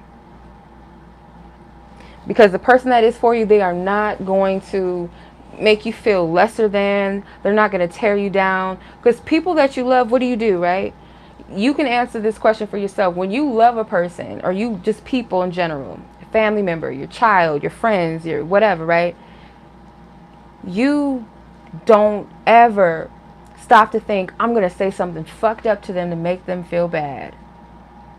Or I'm going to do this to my kids I'm going to poke fun at my child to make them cry. Who the fuck does stuff like that? When you love people, you do what? You affirm them. You celebrate them. You support them. You love on them. Yeah, we might crack some jokes and stuff, and some jokes might be a little offensive. And then if someone, doesn't like it, you're not going to continue to do that once you learn that hurts that person's feelings, right? But people that don't have love to give other people because they don't have it to give to themselves. Let's be real. A person that can't give love to other people, they don't like themselves. They don't love themselves. That's why they have to go to the external realm and pick and nitpick and put on, and even then they're still like, oh, I'm ugly, or oh, I don't have enough money. It's never enough. It's never enough attention. It's never enough nothing for themselves. So they're gonna pick at everybody else around and be like, oh, there's something wrong with you. Oh, this is this and this and that. They're never going to affirm you. They're never going to lift you up. They're never going to encourage you, motivate you, because they don't know how to do that for themselves. They just don't. Some people don't understand the concept. If you don't have nothing nice to say, then don't motherfucking say it at all. But some people got to get their lick in because it makes them feel better to hurt someone else. That's where they get their power from. I have a family member that always nitpicking at somebody's weight, and I'm like, but look at you. Like, if you want to talk about somebody, like, you ain't looking to in shape yourself. Like, what's good? Like, you just had a honey bun yesterday. Like, what are you talking about? How are you gonna go around talking about everybody else's weight? Like really? It's hateful. It's hatefulness. It's hateful. It's hate. So it's hard to conceive or fathom that someone could actually love you as you are. People can embrace you and celebrate you as your authentic self. I know it might be a little hard to believe. Because what? You've experienced the reality of the opposite. But you have to break the yoke of that, you know? You have to break that yoke, because you're going to constantly repeat the same cycle with people. As long as you believe that about yourself, you're going to constantly attract people that don't value you. And my friend said this to me the other night, and I was like, bitch, I don't want to hear it, but I needed to hear it. You're going to constantly attract people in your life that will not respect you because you don't respect yourself.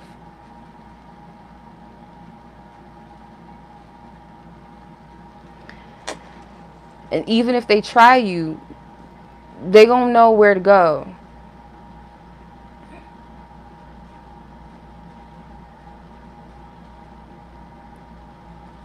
Like, you might have to tell a couple of family members off. Like, for real. Like, you're gonna have to get to that place in a classy way. Tell these people where to put it. Like, no, I don't subscribe. Like, I don't know what you're talking about. Like, I don't know who you're talking to. No, I'm not doing that. Or no, you know, my weight is none of your concern. Unless you care about my health or you care about my situation, then why are you speaking on it? Like, what's your point? What are you getting at? People calling you all out your name. No, I don't know who the fuck you're talking to. Like, that's not my name. No, that's not true. I don't know where you're getting this from. Like, or where you get off talking to me like that. And some people, you just ignore them, because the more power you give people, the more they feed off of it. So sometimes you say nothing. Like, you ain't even worth me responding to or saying anything to. And keep it moving. Because people bank off of your attention and your energy. That's how you know that you're the powerful one, because they need your energy to survive and to validate their bullshit.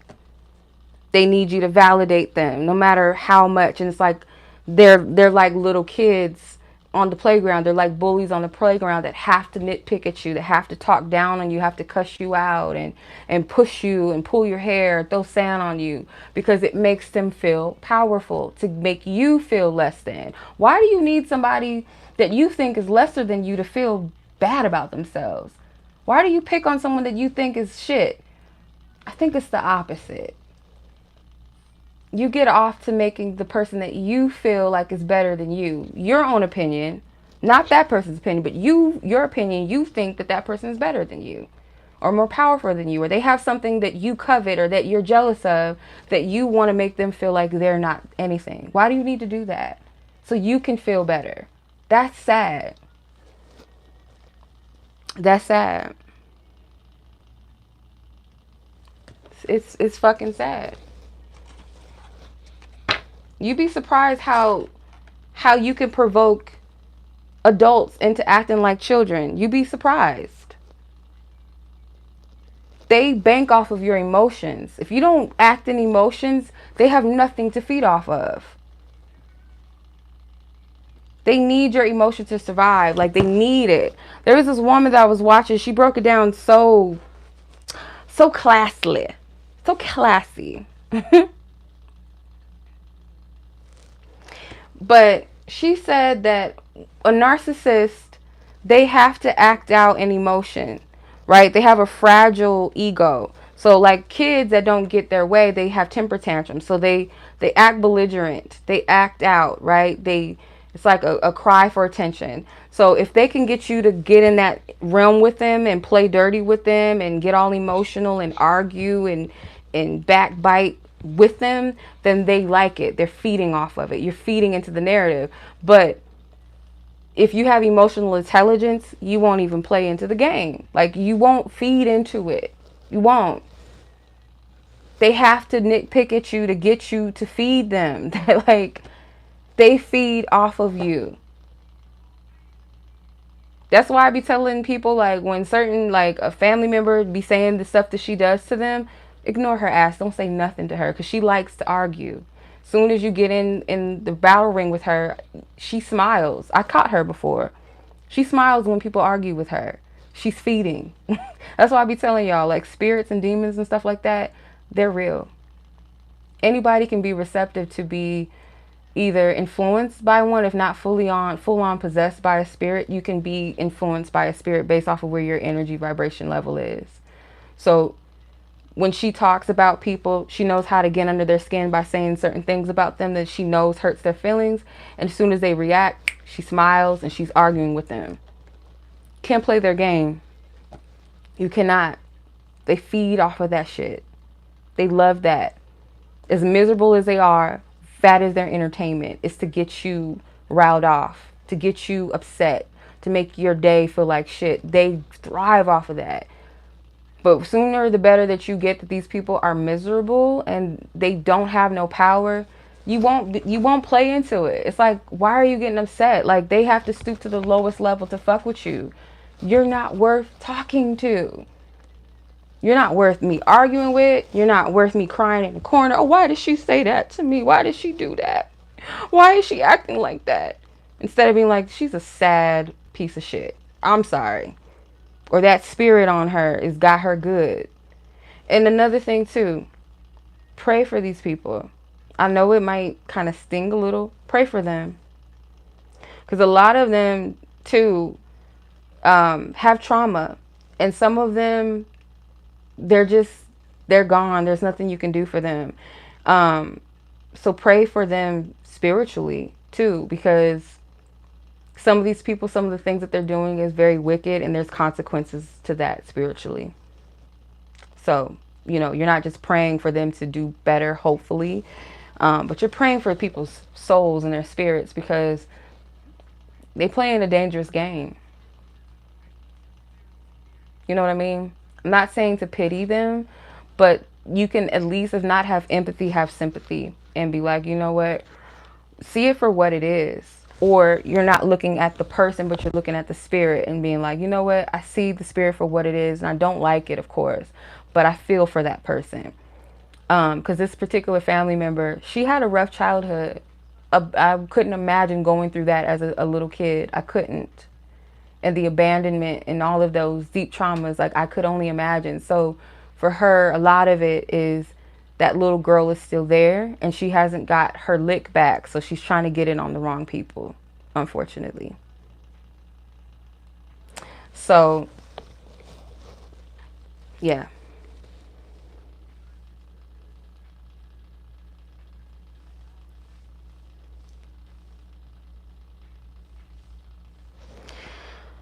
All right, y'all. I think that's it. I'm going to take my ass off here. Free game. Just, you know, move wisely, y'all. I feel a lot of you moving into a new space in your life, and you're having, like, it's hard before you get, it's like when you're in the ring and you're fighting your last fight, you're tired, right? You're sweating. You want to almost throw in the towel, but you got to keep going, because you're so close to this breakthrough, whatever this may be for you, and you're going to be tested. You're going to be tested. And a lot of times it's going to be people that you're familiar with, or spirits or situations that you're familiar with. It's going to seem similar. You are not to repeat that. I'm telling you, if anybody is tempted to return back to something that they broke away from in the past and it revisits you, and I feel like it's going to revisit you from the same, it's the same thing or the same person, the same job or something like that, do not return back to those things. If it calls it, you know that you know it wasn't good for you. Don't return. It's nothing different. Because it's like, now you need me. Now you acknowledge me. Now you want me, or now you want to be with me. Now you want to apologize. Now you want to, mend the family. Now you want to mend the friendship. Now you want to hire me back. No. If you know that there was something that you had to claw your way out of because it was detrimental to you, it wasn't healthy for you, and you're finally freeing yourself and moving forward, do not fall into the trap. I'm telling you right now, do not fall into the trap of that situation again. Oh, maybe it's different this time, or maybe he or she is different, or maybe they're going to pay me more now, or they're promising me that, but there's something attached. Remember that there's strings attached. There's a catch to it.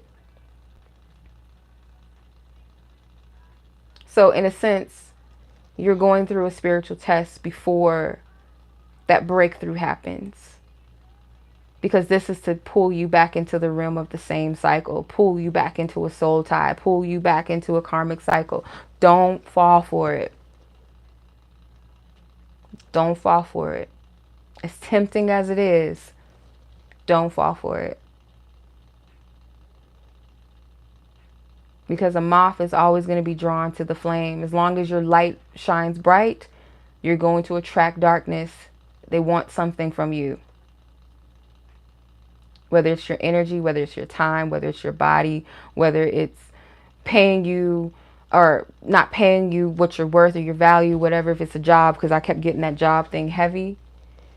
And they don't even have enough confidence to come to you themselves. They have to go through some third party energy or situation or something that's not fully vulnerable or fully, there's still pride on these people's end or these situations. Don't fall back. That's all I gotta say. Don't fall for it. Don't fall into that trap. I'm telling you. It's not worth it. So I appreciate y'all. Much love. Yes, food for the soul. Thank you, sis. Yes. I appreciate y'all. I know this was a long message, but beyond a reading. But yeah, whoever this is for, I hope that you take heed and, take this time for yourself to, be with you, listen to yourself, what's going on with you in spirit and God, and just tune your ears to the spiritual streets, as I call it. See what's going on and tap out of what's going on social media and what's this person doing, what they up to. Like, that's a distraction. Get into you right now, okay? Long story short. You're welcome, sis. Much love, you guys. Be blessed, be safe. Y'all enjoy your weekend. Peace.